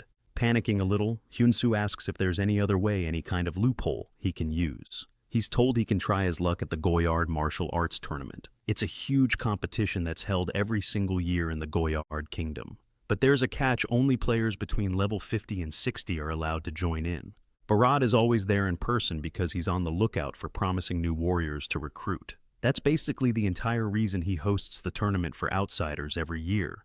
Ji-hoon chimes in telling Hyun-soo the tournament is about to start and the winner of the whole thing gets their prize money handed to them directly by Barad. This makes it the only realistic shot he has to get a face-to-face meeting with his current kind of trash level. A bit later, Dang tells Hyunsu to book it to the castle territory, which is right on the border of Prime and Goyard. It's a non-stop war zone where the army is constantly fighting off hordes of the undead. Dang is certain that Hyunsu's unique blacksmithing skills are going to be in high demand. According to him, that territory is the #1 spot if he wants to power level like crazy. With this new goal in mind, Hyunsu starts heading to castle. He's got a fire in his belly now, determined to clear this quest no matter how tough it gets. He finally arrives at the castle territory, where he meets a level 26 warrior named Lander. Lander lets him know that they've been desperately waiting for reinforcements, because the number of undead swarming them has suddenly increased. Hyunsu is caught off guard by this, and asks if there's any particular reason why the undead are suddenly on steroids. Lander explains that the invading undead army is usually a cakewalk whenever the Holy Bell of Ramos rings out across the territory. They've been using the bell's power to keep the undead hordes at bay for a long time, until recently. As Hyunsu listens in, it clicks. This whole situation is basically a system event. Apparently their sacred bells got completely shattered, and now everyone's running around clueless. They've been begging for reinforcements to beef up their defenses, but it's not looking good. The undead army has already sniffed out that something is wrong, and they're starting to pull up in huge numbers. So Hyunsu cuts to the chase and asks Lander if the bell can even be fixed. That's when the light bulb finally goes off for Lander, and he realizes Hyunsu is from Dang. Our boy confirms it, saying Dang sent him personally. You know, the absolute legend of a blacksmith from the Sword Tower. The second Lander connects the dots, his whole vibe changes. He gets dead serious, admitting they've been waiting for him. He tells Hyunsu to follow him immediately because they have to see the commander. A few moments later, they're standing in front of Commander Cal. Cal gives Hyunsu a proper welcome, showing some respect since he's repping the Great Dang. But when Cal hears Hyunsu's game plan to repair the Bell of Ramus, he pretty much says it's a lost cause. Hyunsu is totally floored by this, but Cal explains that they've already tried to get the bell working again. They have tried countless times and have failed every single one. Every single person who's attempted it came to the same conclusion that bell is an irreparable artifact. However, there is one last person who's still holed up in the castle. She's still trying to figure out a way to fix it, but even though she's trying her best, Cal is convinced it's just a colossal waste of time. He mentions that this particular smith is already a bonkers level 290, and even she wasn't able to pull it off. So Cal turns to Hyunsu and asks him what his level is. Without missing a beat, Hyunsu reveals he's only on level 13. The commander and his subordinate are completely stunned. Cal then tries to let Hyunsu down gently, suggesting that it might be a better idea for him to go find some other low-level players to help. He says their territory is on the verge of being totally wiped out, and they don't have a single second to waste on a long shot. The commander is still lecturing Hyunsu about protecting the territory when a soldier comes sprinting over. The guy is screaming that the undead are already breaking through the eastern wall. It's a full-on horde of ghouls, and they're swarming the area like there's no tomorrow. Cal immediately starts shouting orders, telling his men that defending the main gate is their #1 priority. As Cal rushes off, he gestures for Lander to come with him, and tells Hyunsu that everything they just discussed is a top-tier secret that absolutely cannot get out. Hyunsu sizes up the chaotic situation and figures he can probably clutch this quest. He's getting the same vibes he did right before he clapped all those orders. And right on cue, the quest officially pops up in his vision. The mission is simple: defeat the invading ghouls and protect the castle gate at all costs. Just like the scouts reported, the undead army is already climbing the walls in massive numbers, and Hyunsu dives right into the fight. He immediately draws his bow, taking aim at the swarm of undead monsters. Lander shouts over to him that these undead soldiers are tough to kill without a weapon that's been blessed with holy power. That's why they have to keep hitting the same spot over and over just to put one down for good. But Hyunsu is just built different, and he proves it by taking a ghoul's head clean off with a single arrow to the dome. Lander is shook, especially since there's no holy magic on Hyunsu's weapon. With zero hesitation, Hyunsu just keeps firing arrows into the horde of nasty undead. By himself, he's dealing so much damage to the enemy. In fact, he's hitting them so hard that their entire formation, Hyunsu single-handedly pushes the horde back, giving the worn-out soldiers some room to breathe. The soldiers don't waste a second and immediately start cheering for Hyunsu like crazy. Even Lander is hyped, yelling at the undead that they're totally finished. Hyunsu, on the other hand, just lets out a sigh of relief. This whole thing is actually going way smoother than he thought it would. But just when they thought they had a handle on things, the situation goes from bad to apocalyptic. As a massive siege ghoul, the system immediately drops a new quest on our boy: defeat this terrifying beast. But bruh, with a single stomp, the ghoul just erases a whole squad of soldiers. This thing is an absolute unit so tall it makes the castle walls look like a picket fence. The soldiers start losing their minds, screaming in pure terror, and realizing that Cal is low-key, their only hope. Problem is, that's a hard no-go, because Cal is already in the thick of it defending the main gate. He literally doesn't have a single soldier to spare. He's stretched thinner than a rubber. Lander clocks the situation and realizes, bruh, those walls are about to get absolutely flattened. Just then, Hyunsu announces he's going to be the bait and pull the ghoul's attention. Lander's still trying to ask how the heck he's going to do that, when Hyunsu just yeets himself off the wall, charging the massive ghoul all by himself. Lander desperately tries to warn him, screaming that it's basically a suicide mission, but Hyunsu isn't listening. He flips from his bow to his sword and leaps down from the castle landing face to face with the giant monster. Since his main quest is to take down this giant ghoul, Hyunsu's plan is to just get it done. Hyunsu makes a mad dash toward the giant ghoul, which is more than enough to get its undivided attention. The monster immediately gives chase, so it looks like his plan to kite it away from the others is a success. However, Hyunsu now finds himself in a seriously sticky situation. He's dodging for his life because, surprise, the giant ghoul is shockingly fast. This thing has zero chill, so as it closes the distance, Hyunsu quickly swaps his weapon again. With the beast towering right over him, Hyunsu lets an arrow fly, totally convinced this is the final blow. The arrow rockets through the air and smacks the ghoul square in the head. An ear-splitting scream rips from the ghoul's throat, but when it turns back to Hyunsu, our boy realizes his high-powered shot did absolutely nothing. Before he can even react, the enraged ghoul punts him across the field. That single kick is enough to obliterate his health, dropping it below 10%. As he slams into the ground, a system alert pops up, warning him he'll be forcibly logged out of the game. The second his HP hits 0, he's done. Hyunsu is livid because there's no way he's going out in such a pathetic way, managing to drag himself up. He can't afford to get booted from the game. He knows that it means he will lose his one shot to compete in the Goyard, a martial arts tournament, if he fails here. And if that falls through his father's medical bills, his own treatment, and even his dream to reclaim the blacksmith shop, will all turn to dust. Hyunsu is fiercely determined to rewrite his future, which is the whole reason he got into this game to begin with. Because of all that's on the line, he can't give up.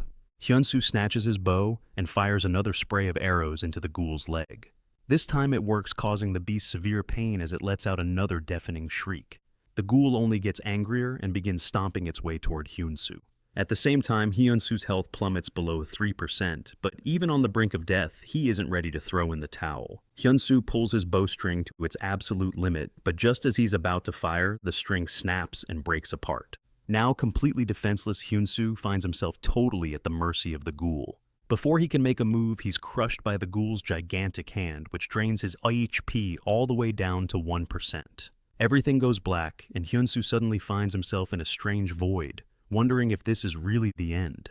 But even at this point, Hyunsu refuses to give up. He raises a hand as if trying to pull himself up, and at that exact moment, the system notifies him of something new. It seems he's met a hidden requirement to obtain a brand new skill. Apparently, this only triggers when a god blacksmith's health falls below 5%, while they still have an unbreakable will to succeed.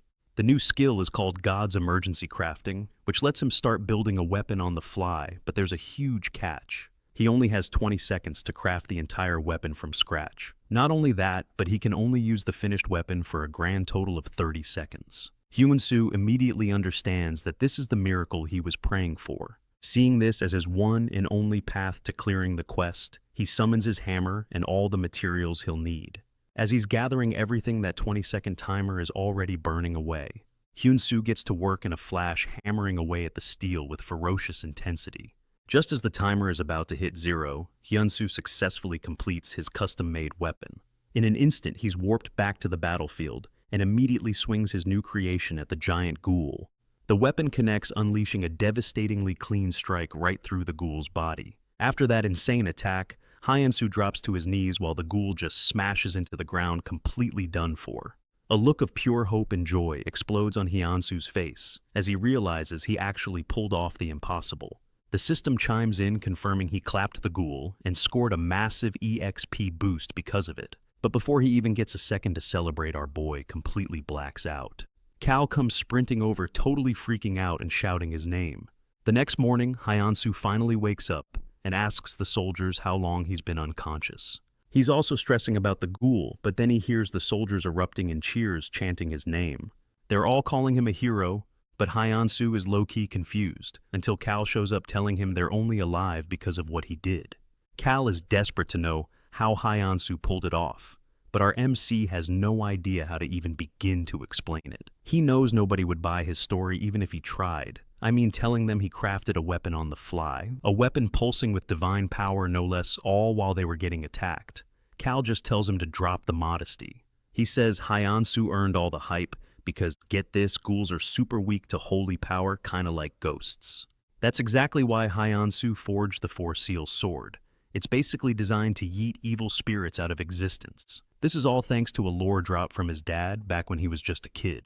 Hyansu is just relieved that his crazy plan actually paid off. He's also a huge fan of the skill he used, but it's a total bummer that it was just a one-time use ability.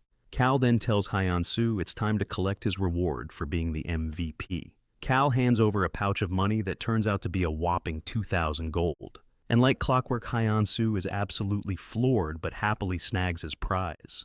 Then in a move no one saw coming, Cal apologizes for how he acted toward him before. Hyansu and all the other soldiers are shook when they see their commander actually bowing to him.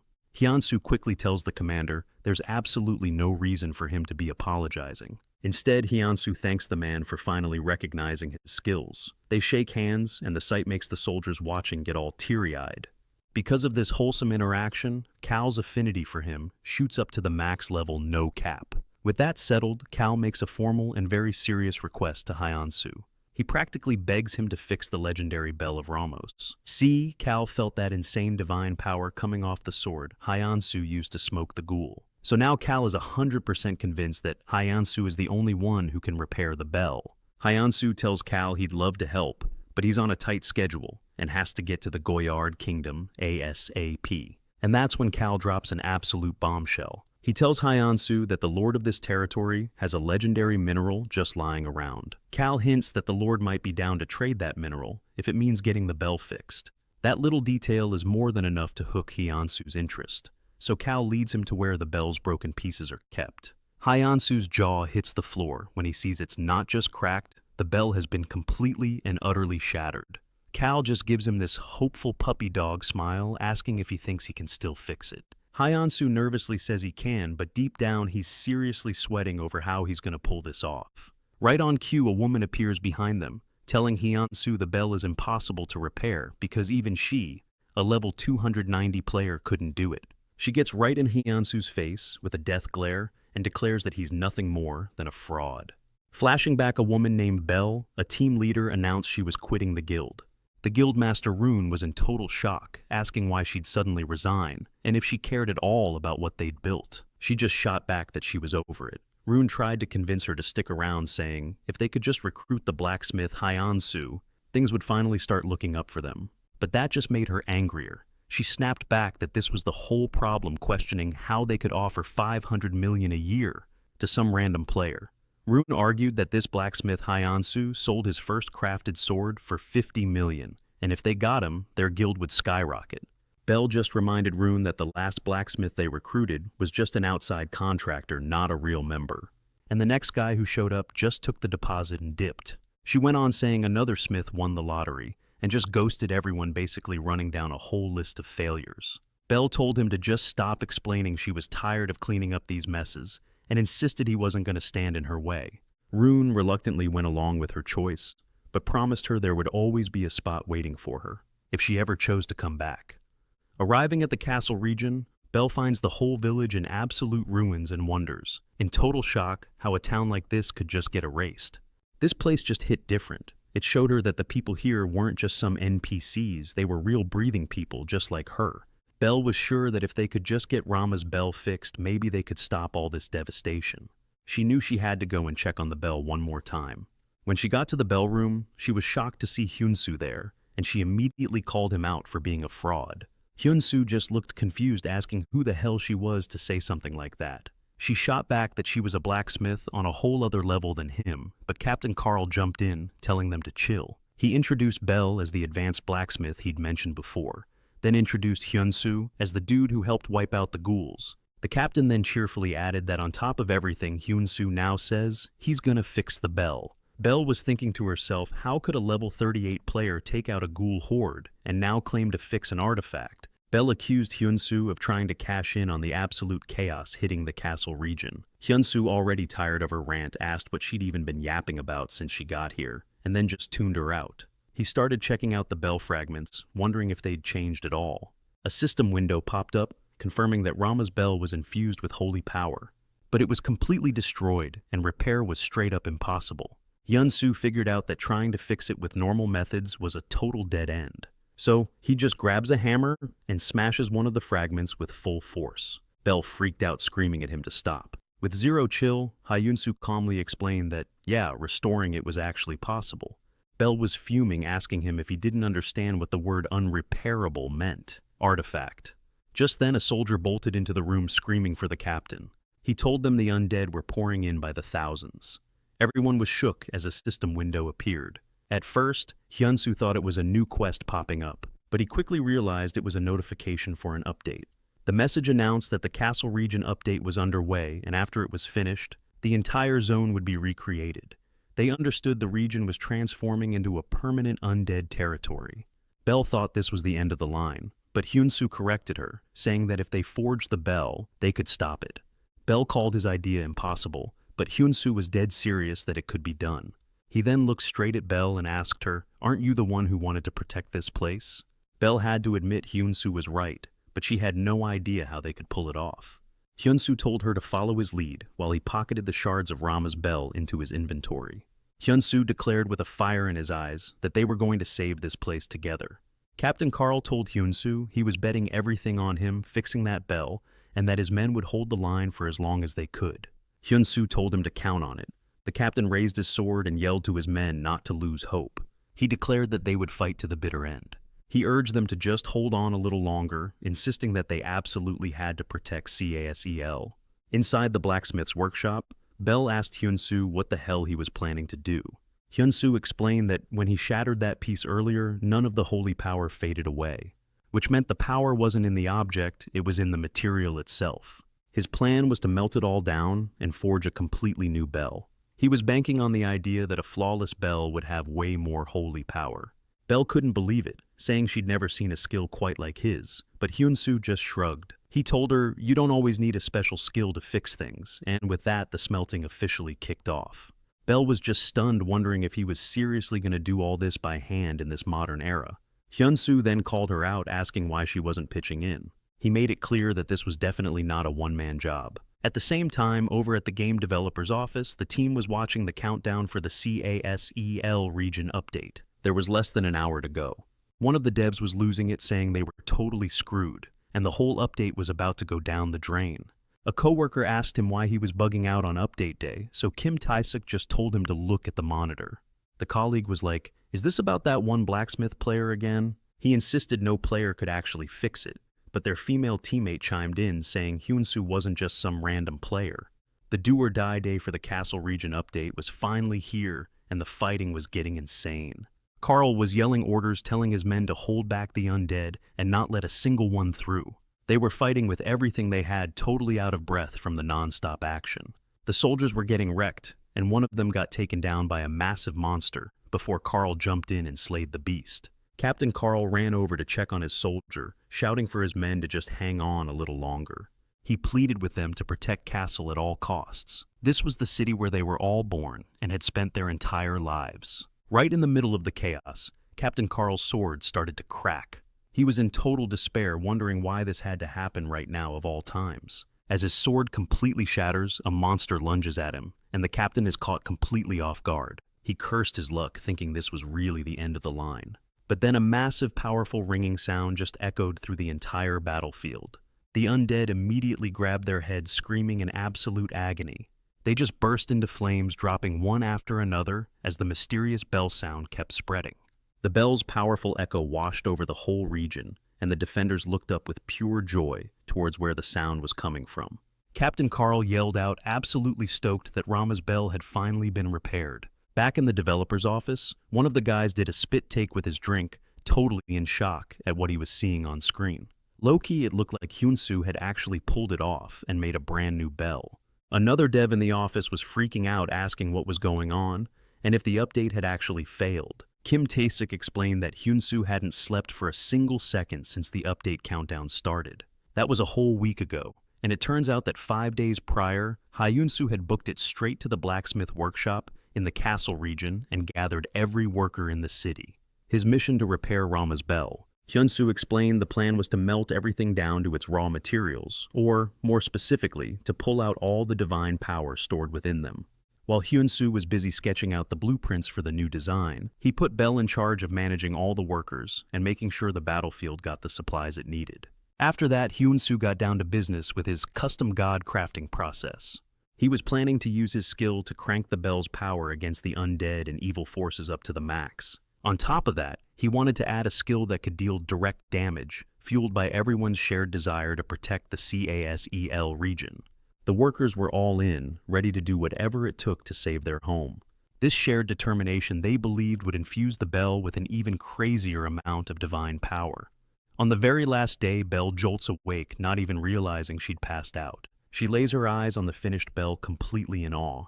She just couldn't process that Hyunsoo had been grinding on it for days straight, with zero rest, and that's when a system window pops up in front of her. She notices her apprentice title is literally glowing. Turns out just by watching a master blacksmith at work, her advanced blacksmithing mastery shot up. Her efficiency is up by 22%, and she's shook wondering if this dude is actually a legit master craftsman. Hyunsoo points out that it must have been crazy loud, but somehow she slept right through it. Bell fires back, arguing that she couldn't have been knocked out for that long. Hyunsoo just calms her down, telling her they're almost done and to just hang tight for a bit. Bell suddenly hits him with a question. Is he the legendary blacksmith Hyun? He confirms it, then lays a hand on the brand new bell. The thing absolutely erupts with a blinding light stamping his unique symbol right onto the metal. Bell just stares at the finished bell completely starstruck, saying that even calling it beautiful feels like an insult. This thing is a straight-up masterpiece, no cap. A system window pops up explaining this is Hyunsoo's second custom creation in the works. It's a unique item with infinite durability. He basically brought an artifact that was beyond repair back from the dead.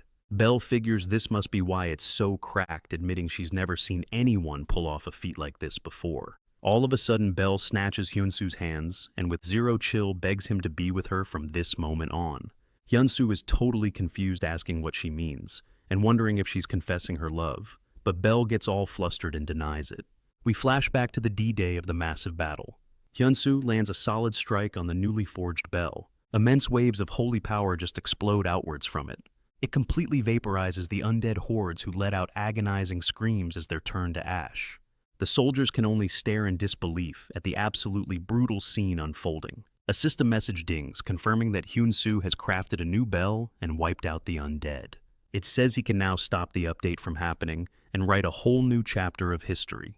Hyunsoo yells out in victory that they actually did it, thanking God he wasn't too late, but then he immediately keels over. He's hit with a wave of insane exhaustion that leaves him totally dazed. Bell frantically rushes over to him asking if he's all right, as a system message announces the completion of the repair. Quest for Rama's bell. Another notification informs them that the quest rewards have been updated. Meanwhile, word of what happened spreads like wildfire through the Ares player base. Someone on the forums asks if anyone knows the blacksmith Hyun, and posts a thread titled, "The Real Reason the Castle Region Update Failed." They even attach before and after pics of the tower where the bell was. Players instantly recognize the name Hyun from that custom sword he made, and they lose their minds realizing he's the one who fixed Rama's bell. Because of this, a massive flood of players starts following Hyunsoo's workshop. Hyunsoo finally wakes up in his own bed, to the sound of his notifications going absolutely nuts. He's groggy, wondering what all the racket is about. Then he sees it. His workshop's follower count has skyrocketed to 100,000, and he's stunned, asking himself how that's even possible. A smile spreads across Hyunsoo's face. He realizes engraving his name Hyun on that bell was a genius move, since now every player who visits the castle region is gonna see it. A knock comes at the door, and someone asks if they can come in. It's Captain Carl who bursts in super hyped, announcing that the hero of their region has finally awakened. He tells Hyun-soo he's there on the Lord's orders to deliver his reward for crafting the bell, a whopping 330,000 gold pieces. Hyun-soo is absolutely floored by the amount, which is basically 330 million won. The captain adds that a savior like him deserves a reward of that scale, and hands over a box, a personal gift from the Lord himself. Hyun-soo opens it and finds the legendary mineral orichalcum. He quickly thanks the captain, but Captain Carl flips the script, insisting they're the ones who should be thanking him, pointing out that unlike every other outsider, Hyun-soo didn't just dip on their region, he actually stayed and protected them. The captain gives him his most heartfelt thanks, no cap. Hyun-soo can feel the raw sincerity from the captain, thinking to himself that he just did what anyone would have done, realizing the people's suffering in Aries. Hits exactly the same as the despair back in his reality. With that, Hyun-soo tells the captain he's gotta bounce, explaining he needs to crash back where he used to live for a bit, and the captain is totally cool with it. Hyun-soo decides it's finally time to get his workshop back, and logs out, leaving the captain and his buddy staring at the empty spot where he vanished. They both agree that outsiders are a seriously weird bunch. The very next day in Gwangju, Hyun-soo links up with Kang Hyuk-soo, the real estate investor. Kang stares at his phone, which flashes a confirmation that Hyun-soo just dropped a whopping 330 million won into his account. He looks at Hyun-soo low-key shocked, saying, "Dude, you actually pulled it off." Rewind to 1 year ago, Hyun-soo is sitting with Kang as the investor goes over the property documents. Kang lays it out for him, saying the final total comes out to 330 million.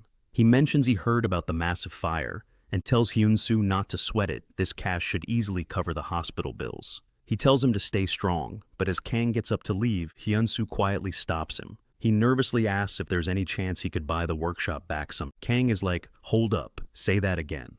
So, Hyun-soo repeats himself, asking if he could somehow get the money together. Would Kang even consider selling the workshop back to him? Kang tells him straight up that buying a torched workshop is just throwing money away, and that he'd be better off getting a new one. But Hyun-soo is desperate, insisting it has to be their workshop, because the whole place is packed with memories of his dad.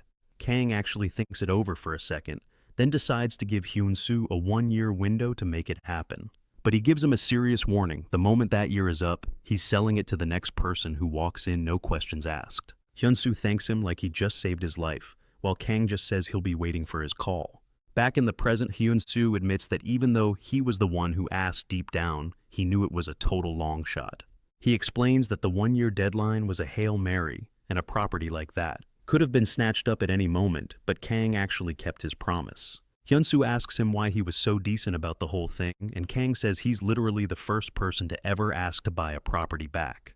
He adds that he just wanted to root for a guy with that kind of fight in him, and Hyun-soo thanks him again. He thinks to himself that Kang saved his dream, and now he's got to do something massive to repay the favor. So Hyun-soo asks him if he's ever heard of a game called Aries, and Kang just laughs, saying, "Of course, bruh, who hasn't heard of it at this point?" That's when Hyun-soo reveals he's a blacksmith in Aries, and Kang jokes that the job is so on brand for him.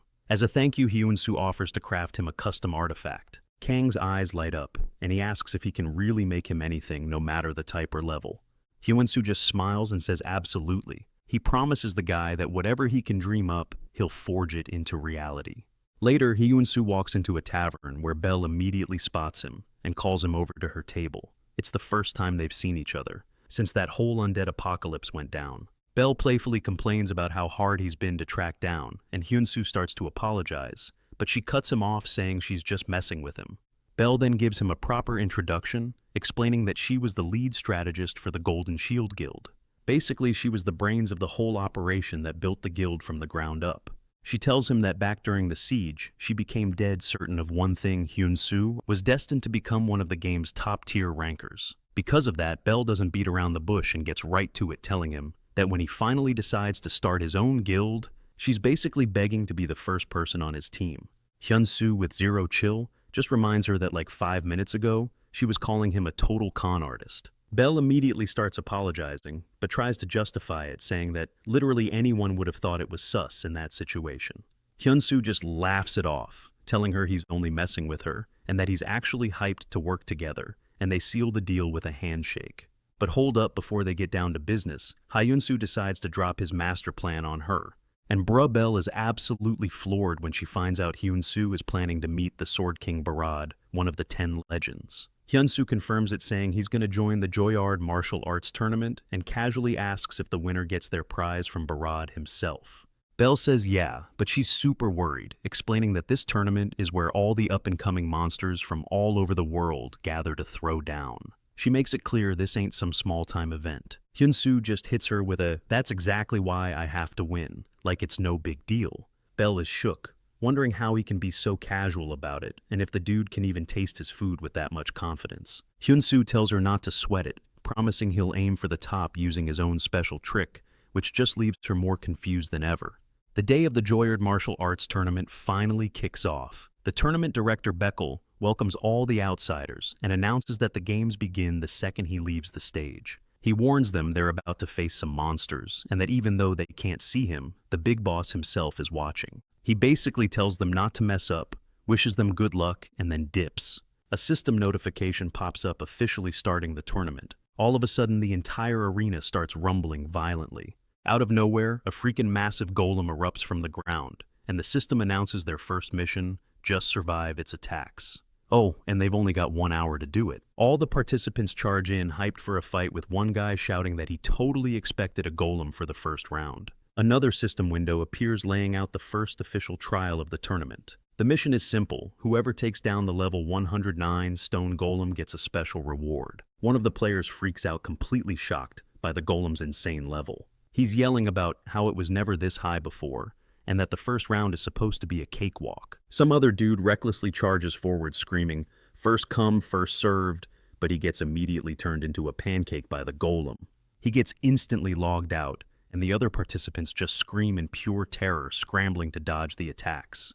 But it's a bloodbath. They get picked off one by one and forcibly logged out, realizing this situation is nothing like what they were told. They're all panicking, wondering how they're supposed to beat this absolute unit, while Hyun-soo just chills in the back, observing everything. Meanwhile, the other players are just cursing their luck, finally getting that they've been totally played. Elsewhere, the tournament head Beckel is having a full-blown meltdown, realizing the event has become an epic failure. It turns out a stone golem meant for the high-level tournament got mixed in by accident. Beckel is terrified that every single participant is about to get wiped out, and knows he has to report to His Majesty like right now. Beckel bursts into the king's chamber, shouting for King Barad and begging him to stop the tournament immediately. But King Barad is just chilling and calmly shuts him down, leaving Beckel totally bewildered. The king asks him if he seriously doesn't get what's happening. The king then tells him to take a closer look at a specific warrior down in the arena. Back in the fight, Hyun-soo lets loose a glowing arrow that smacks right into the stone golem. No cap, this is Hyun-soo's third custom-made weapon, the oraculum fletching arrow, a special arrow that actually returns to him after being shot. All the other players are losing their minds. They're freaking out, wondering how an arrow can just U-turn and come back like a boomerang on steroids. Hyun-soo thinks to himself that this arrow was the reward he got from the Kassel region. He's geeking out over how awesome it is, since it's made of the legendary material oraculum and is performing even better than he hoped. Hyun-soo begins another shot, tagging the golem again, but as the arrow zips back, it almost takes another player's head off. The guy screams at Hyun-soo, asking him to watch where he's aiming unless he's actively trying to kill him. Right away, Hyun-soo is like, "My bad," and that hit actually connects, leaving the stone golem stunned for a full 4 seconds. The other players start freaking out, yelling that the golem is dazed and that now's their chance to go all in. They unleash a total beatdown, but the golem just shakes it off and claps back with a massive area of effect attack. The blast sends every single one of them flying. The golem then gets tunnel vision, locking its sights directly on Hyun-soo and charging at him like a freight train. "Bruh, he's totally cooked," one player shouts, while another yells that they just need to survive a little longer. A third one just screams at Hyun-soo to run for his life. The other players are getting absolutely demolished, barely hanging on by a thread. But at the very last second, Hyun-soo swaps to his daylight sword, declaring that this fight isn't over. He manages to block the golem's monstrous swing, but the raw power of the impact sends him crashing to the floor. Back in the castle, Beckel is desperately pleading with King Barad. He's insisting they need to halt the tournament immediately, arguing that the participant has clearly pushed past his limits. The king just watches on, completely fascinated, when suddenly something totally unexpected happens that grabs his full attention. Down in the arena, even after being slammed to the ground, Hyunsu activates his emergency god crafting skill again. The process completes in an instant, creating the Damascus Waldo. It's a weapon forged for one single purpose: to slice through solid rock. With a single unbelievably powerful strike, Hyunsu completely obliterates the stone golem. Because it was an emergency creation, the Damascus Waldo fades away as Hyunsu gets hit with a tidal wave of level-up notifications. Hyunsu is floored when he realizes his level just shot up by 14. The other players just stare at him, jaws on the floor, wondering how he possibly pulled that off. Hyunsu looks back at them confused and asks if they weren't supposed to beat it. The players tell him the actual mission was just to survive. They're like, how were we ever supposed to defeat a monster with a level gap that huge? They explain that this trial is meant to have 3 different stages, and the appearance of this golem completely shattered the intended difficulty. It wasn't a boss they were meant to kill. It all suddenly clicks for Hyunsu, but then a massive wave of dizziness washes over him, and he completely blacks out. The other players crowd around him trying to figure out if he passed out, and they see he hasn't been logged out of the game. They start buzzing about how many weapons he pulled out. They first assumed he was just multi-skilled, but now they know he's a legit weapon master. They're all just wishing they could have even one of his unbelievably cracked weapons. Just then, Beckel announces to all the participants that, due to a screw-up on the organizer's end, the martial arts tournament is being put on hold. He tells everyone to leave the area. The news of what Hyunsu did spreads like wildfire online, with thousands tuning into a live stream of him, completely unconscious in the arena. The chat is going wild, with viewers trying to figure out how he soloed the stone golem and begging for info on his bow and arrow. Someone in the chat notices that Hyunsu dropped an arrow. When they zoom in, they can clearly see the name Hyun engraved on it. No cap, the viewers immediately connect the dots to the same Hyun who made the unrepairable bell in the K-Cell region. They're absolutely stunned. Everyone is losing their minds over how a blacksmith could be so OP and how his equipment is on a whole other level. Meanwhile, in the offices of the Beholder Company, the customer service department is getting completely swamped with messages about why the tournament was suddenly canceled. The staff can't give anyone a straight answer, just feeding them vague lines about it being Ares' free will. Or, they claim it's because of some internal issue within the Kingdom of Joyard, apologizing over and over again to the angry customers. Over in the development department, an employee rushes to her team leader telling him they have a huge problem on their hands. He just waves her off, saying he's swamped. She insists, telling him the Joyar martial arts tournament was suspended, and he just answers, super casually, that they already saw that coming. She yells, "That's not the problem. The real issue is that King Barad himself has summoned the user, Hyunsu." The team leader's face goes pale. He can't understand how they're meeting so fast when the tournament prep isn't even done. The colleague confirms that Hyunsu is already on his way to the reception hall as they speak. The team leader realizes he's in deep trouble and that he's definitely pulling another all-nighter. He mutters that this user is just built different and defies all common sense. Plus, his moves are a total wild card. He starts wondering what'll happen if Hyunsu actually pulls off Barad's request and gets their affinity to max level. He figures that if that happens, Hyunsu will basically download the entire Sword King's fighting style into his brain, and he'd become the most cracked blacksmith in history. But the dev team leader chimes in, saying it's not going to be that simple, since it all depends on Barad's own free will. His coworker gets a gut feeling that Hyunsu's going to succeed, which totally freaks out the team lead. He tells her to stop putting that bad juju out there. Back in the game the next day, Hyunsu gets an official escort to the throne room. He's thinking to himself that he's about to meet Barad way sooner than he ever imagined. Hyunsu drops to one knee before King Barad, who calls him stranger. Barad clarifies that under normal circumstances, the award would have been a huge public ceremony. But because of the recent chaos, he asks for understanding in keeping things low-key. He says that no one can deny Hyunsu's insane performance as a weapon master during the competition.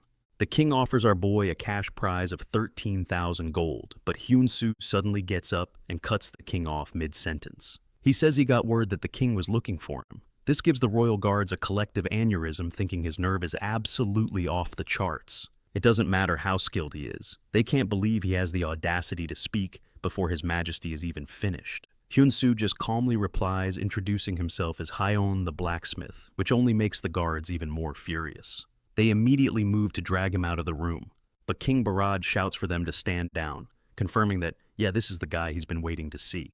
Hyunsu then gives a proper greeting to His Majesty King Barad, one of the 10 legendary figures of Ares. Barad tells him he certainly took his sweet time getting here. Hyun-soo just replies that it was a pretty rough journey. Barad then asks if he has any idea why he's been summoned. Our boy guesses it has something to do with a commission to forge a sword. The king confirms he's right. Barad lays it all out, even the top blacksmith in the entire kingdom, and Day, the master of the sword tower, have completely failed this task. So he wants to know what makes Hyun-soo so special that he thinks he can pull it off. With a mountain of pressure on his shoulders, Hyun-soo says he's only got one thing to offer. He's made it this far by betting everything on his own skills and nothing else. King Barad just lets out a huge booming laugh. He's totally impressed by this stranger's sheer confidence. The king decides to bet on Hyun-soo's guts and tells his men to bring in the goods. A glowing chest is placed right in front of Hyun-soo. Inside is the 100-year-old cold iron, a legendary ore that's been soaking up chilly vibes for a century, giving it insane fire resistance and ice properties. Hyun-soo is absolutely floored, thinking this material looks like it was ripped straight out of a wuxia novel. Barad then lays out the specifics of his request. He needs a sword that's epic grade or higher and radiates a frosty aura. If Hyun-soo delivers, the king promises to grant him any wish his heart desires. But there's a catch. If he's disappointed, Hyun-soo will be banned from ever stepping foot in the kingdom of Joyard again. A quest window pops up called The King's Commission, and the goal is to get the king's approval. The reward is a blank check from Barad, letting him ask for anything. And the penalty for messing up, getting permanently yeeted from the entire kingdom. Hyun-soo accepts the quest without hesitation, promising he won't let the king down, and that he's gonna crush it no cap. A little later, over at the blacksmith's workshop, Hyun-soo can feel his neck practically burning from how intensely someone is staring at him. He turns around and sees a woman watching him. It's Bella, the vice captain of the Joyard Kingdom's Knights, and she's a whopping level 301. Hyun-soo thinks to himself that, yeah, he's a total stranger, but putting a guard on him, this obviously feels a little extra. But then again, he gets it. It makes sense they wouldn't just trust him right off the bat. Bella tells him to just act like she's not even there and get to work. With a smirk, Hyun-soo asks her if his staring is that noticeable, and she bluntly says yes. Bella is seething on the inside. She's wondering who this kid even thinks he is. She knows His Highness is pinning all his hopes on this guy, and she swears he'd better not screw this up. Hyun-soo can literally feel the weight of her expectations pressing down on him. But then out of nowhere, a real-world doorbell chimes, totally throwing Hyun-soo off his game. He quickly turns to Bella, apologizing. He explains that something must have come up IRL, and asks if she's cool with him logging off for just a second. Hyun-soo snaps back to reality inside his capsule and heads for the door, only to find his landlady waiting for him. He's completely caught off guard. Confused, Hyun-soo asks her what's going on. The woman explains that she's made the tough decision to sell the building. It turns out her husband just lost his job. They're in a tight spot and have to figure things out. She feels terrible, but Hyun-soo quickly tells her not to be sorry, insisting he's the one who should apologize. After all, he knows he's been renting the apartment for way less than it's worth, and has been late on rent more than a few times. He asks her straight up how much time he has, and she breaks the news he needs to be out in 2 weeks. The landlady looks ashamed to even ask, but he tells her not to feel that way, assuring her he's had a good life there, before giving her a respectful bow. Once she's gone, the deadline echoes in Hyun-soo's mind. 2 weeks, that's it. A wave of exhaustion hits him. Even though he made some serious cash in Aries, his dad's hospital bills were astronomical, costing tens of millions. On top of that, buying back the workshop that burned down set him back another 330 million. And the worst part, he hasn't even been able to start his own treatments for his burns yet. He's completely lost, wondering where the hell he's supposed to go now. Just then his phone starts buzzing. The caller ID shows Kim Hyo-won. He picks up, and it's Bella immediately asking what he's up to. She says she's had a brilliant idea about their quest. That's the whole reason she was calling him. Hyun-soo asks her to hit him back later, admitting his head is a total mess right now. Naturally, Bella asks if something's wrong. Hyun-soo admits that Barad's quest is a huge deal, but he just found out he has to find a new place to live in only 2 weeks. Hearing this, Bella's tone immediately changes. She reminds him just how ridiculously important this quest. She lays it all out for him, saying there are 2 massive outcomes she's banking on from this. Bella explains that right now the whole community is debating whether the champion from the Joyard tournament and the legendary blacksmith Hyun are actually the same guy. She tells him not to say a word about it yet, because when he finally does the big reveal, the entire game is going to lose its mind. Plus, he just got a personal commission to craft a sword for Barad, who's basically one of the most powerful NPCs in all of Ares. She tells him to just picture it, Barad unveiling a legendary new sword with the name Hyun engraved right on the blade. That's the moment she declares that his value is going to go to the moon, which is exactly why she promised to back him up. Hyun-soo thanks her, saying she totally snapped him out of his funk. He promises he's going to give it everything he's got. Hyun-soo logs back into the game only to be met by a furious Bella screaming at him. She's practically losing her mind, asking him where he's been this whole time. A confused Hyun-soo just asks what happened. Bella frantically explains that His Royal Highness Barad is now trapped inside the dragon's nest. Hyun-soo is stunned, asking in disbelief where King Barad got stuck. He demands to know the exact location of the dragon's nest, but Bella just gives him a look. She can't believe he's acting so shocked when he doesn't even know what the place is. Hyun-soo fires back that he figured he should at least try to act surprised. With no time to waste, Bella starts explaining. She clarifies that the dragon's nest is just a general term for the region full of fire-type monsters. But among all those dangerous zones, the Ifrit dungeon is on another level. It's a place where literally no one has ever made it out alive, except for King Barad himself. This just makes Hyun-soo even more confused. Why would the king go back into a dungeon he's already cleared, especially without the new weapon he ordered? Bella explains that the king's ultimate target for revenge is hiding deep inside that very dungeon. The phrase "target of revenge" totally catches Hyun-soo off guard. At that moment, the scene cuts to the nest of flames. King Barad is standing before the entrance to the fiery dungeon, looking battered and exhausted. He knows that the second he steps through that gate, everything is going to kick off. He glances at the sword in his hand, knowing it won't be enough. But at least he's relieved that all his men managed to escape to safety. Barad knew it would be 3 whole days before any backup could possibly show up. A grim smile crept across his face as he admitted he probably should have just waited.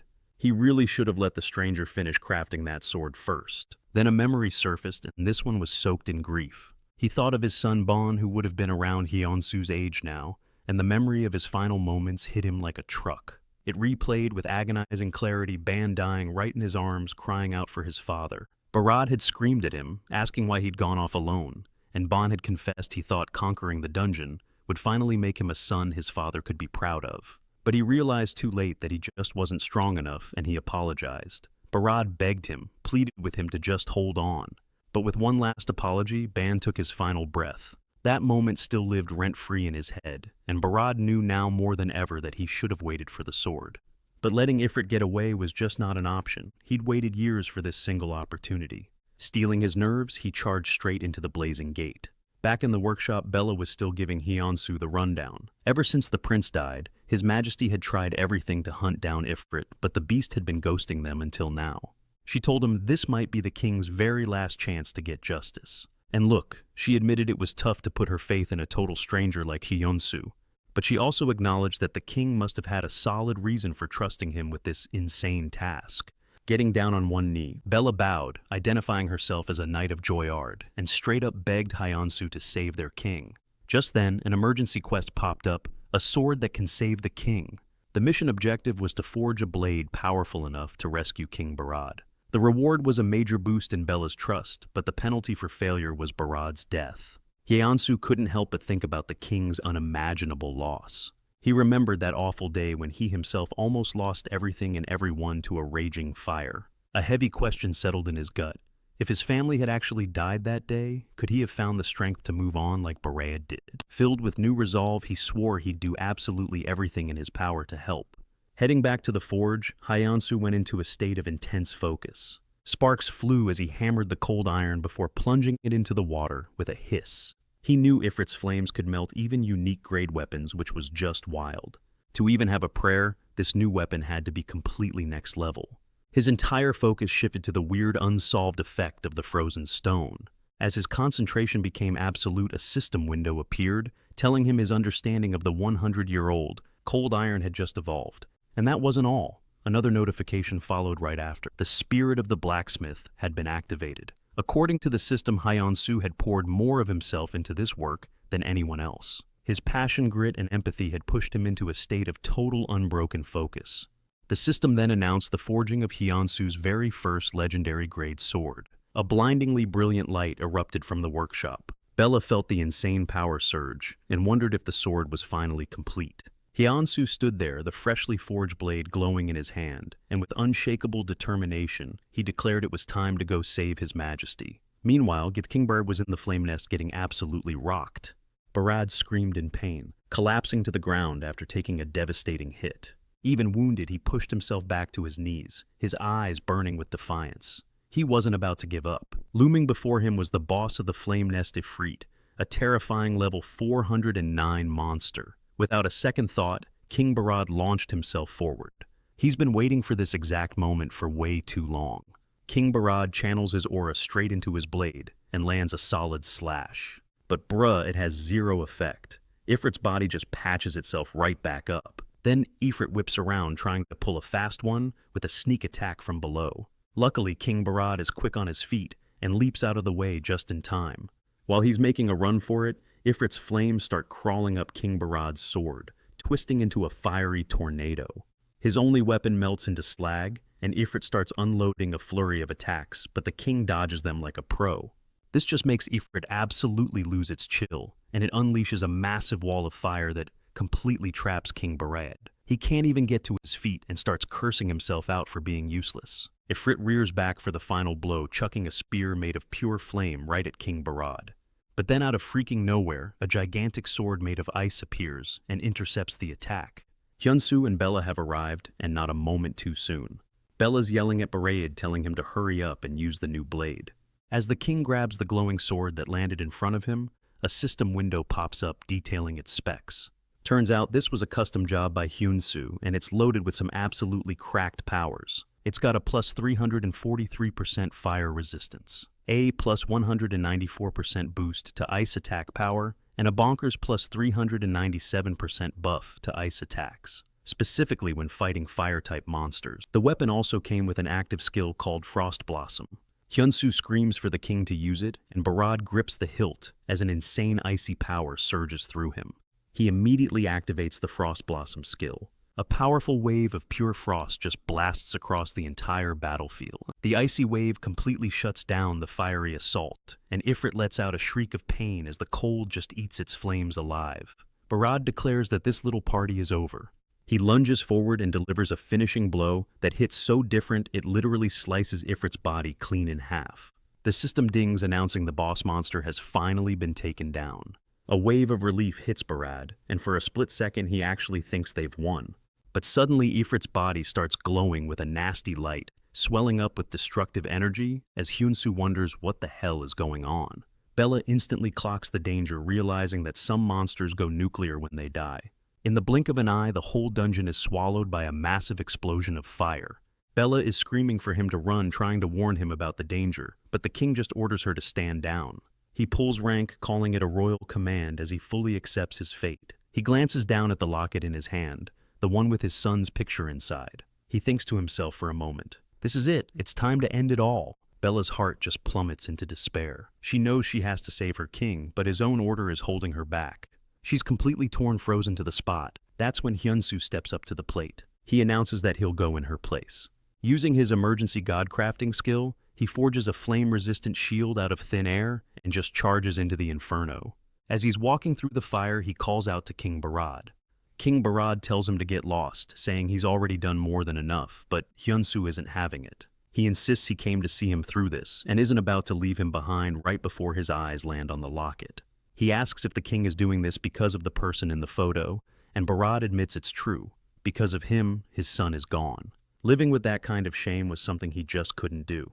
Hyunsu hits him with a hard question, asking if he really thinks his son would have wanted any of this, which totally sets King Borahad off. The king absolutely loses it, yanking Hyunsu up by the collar and screaming that he has no right to talk about his boy. With tears streaming down his face, Borahad cries out that the pain of losing a child is something no one could ever possibly understand. Hyunsu doesn't even argue, admitting that the king's right. He can't imagine that kind of agony, but then he reveals that he's been to rock bottom himself. He explains his own father is in a coma, and for ages he did nothing but pray every single day for him to wake up. And even though those prayers were basically left unread, he managed to find some peace just knowing his dad was still alive. With some serious conviction, Hyunsu tells Borahad that deep down, His son would have wanted the exact same thing for his father. That hits different. Borahad's eyes start welling up as Hyun-soo pleads with him to let his boy finally be at peace. In that moment, he gets a vision of his son Ban just smiling at him, completely choked up. Borahad just breaks apologizing over and over again for being so damn foolish. Hyun-soo quietly tells him that he's gotta keep living. He says he needs to become the kind of father his son could actually be proud of, and at last Borahad nods in agreement. As Hyun-soo starts carrying, the King Borahad agrees, vowing that he won't remain a shameful father. And just like that, they manage to break out of the raging inferno. Bella comes sprinting over, absolutely relieved and asking if the king is safe. Hyun-soo reassures her that he's fine, but then he adds that he's got a dip for a little while. A system message pops up, announcing his health points just hit 0 and he's getting the boot with a forced log out. Right before he poofs, he tells her not to worry because strangers don't die, and then logs out completely, leaving Bella absolutely shook. Borahad collapses into her arms, whispering that the kid saved his life as she starts yelling his name, trying to keep him conscious. But it's no good, Borahad is already drifting off into unconsciousness. And low-key, he's got this faint, peaceful smile on his face as he passes out. And boom, Hyun-soo's eyes snap open back in the real world. A system notification pops up, and guess what? The forced logout came with a penalty, dropping his level by 1. Ouch. That's gonna do it for this video, fam. If you're hyped for more spam next part, down in the comments below. Also, make sure you subscribe to the channel, ring that bell so you don't miss out, and absolutely smash that like button. Thanks for watching, and I'll catch you guys in the next one.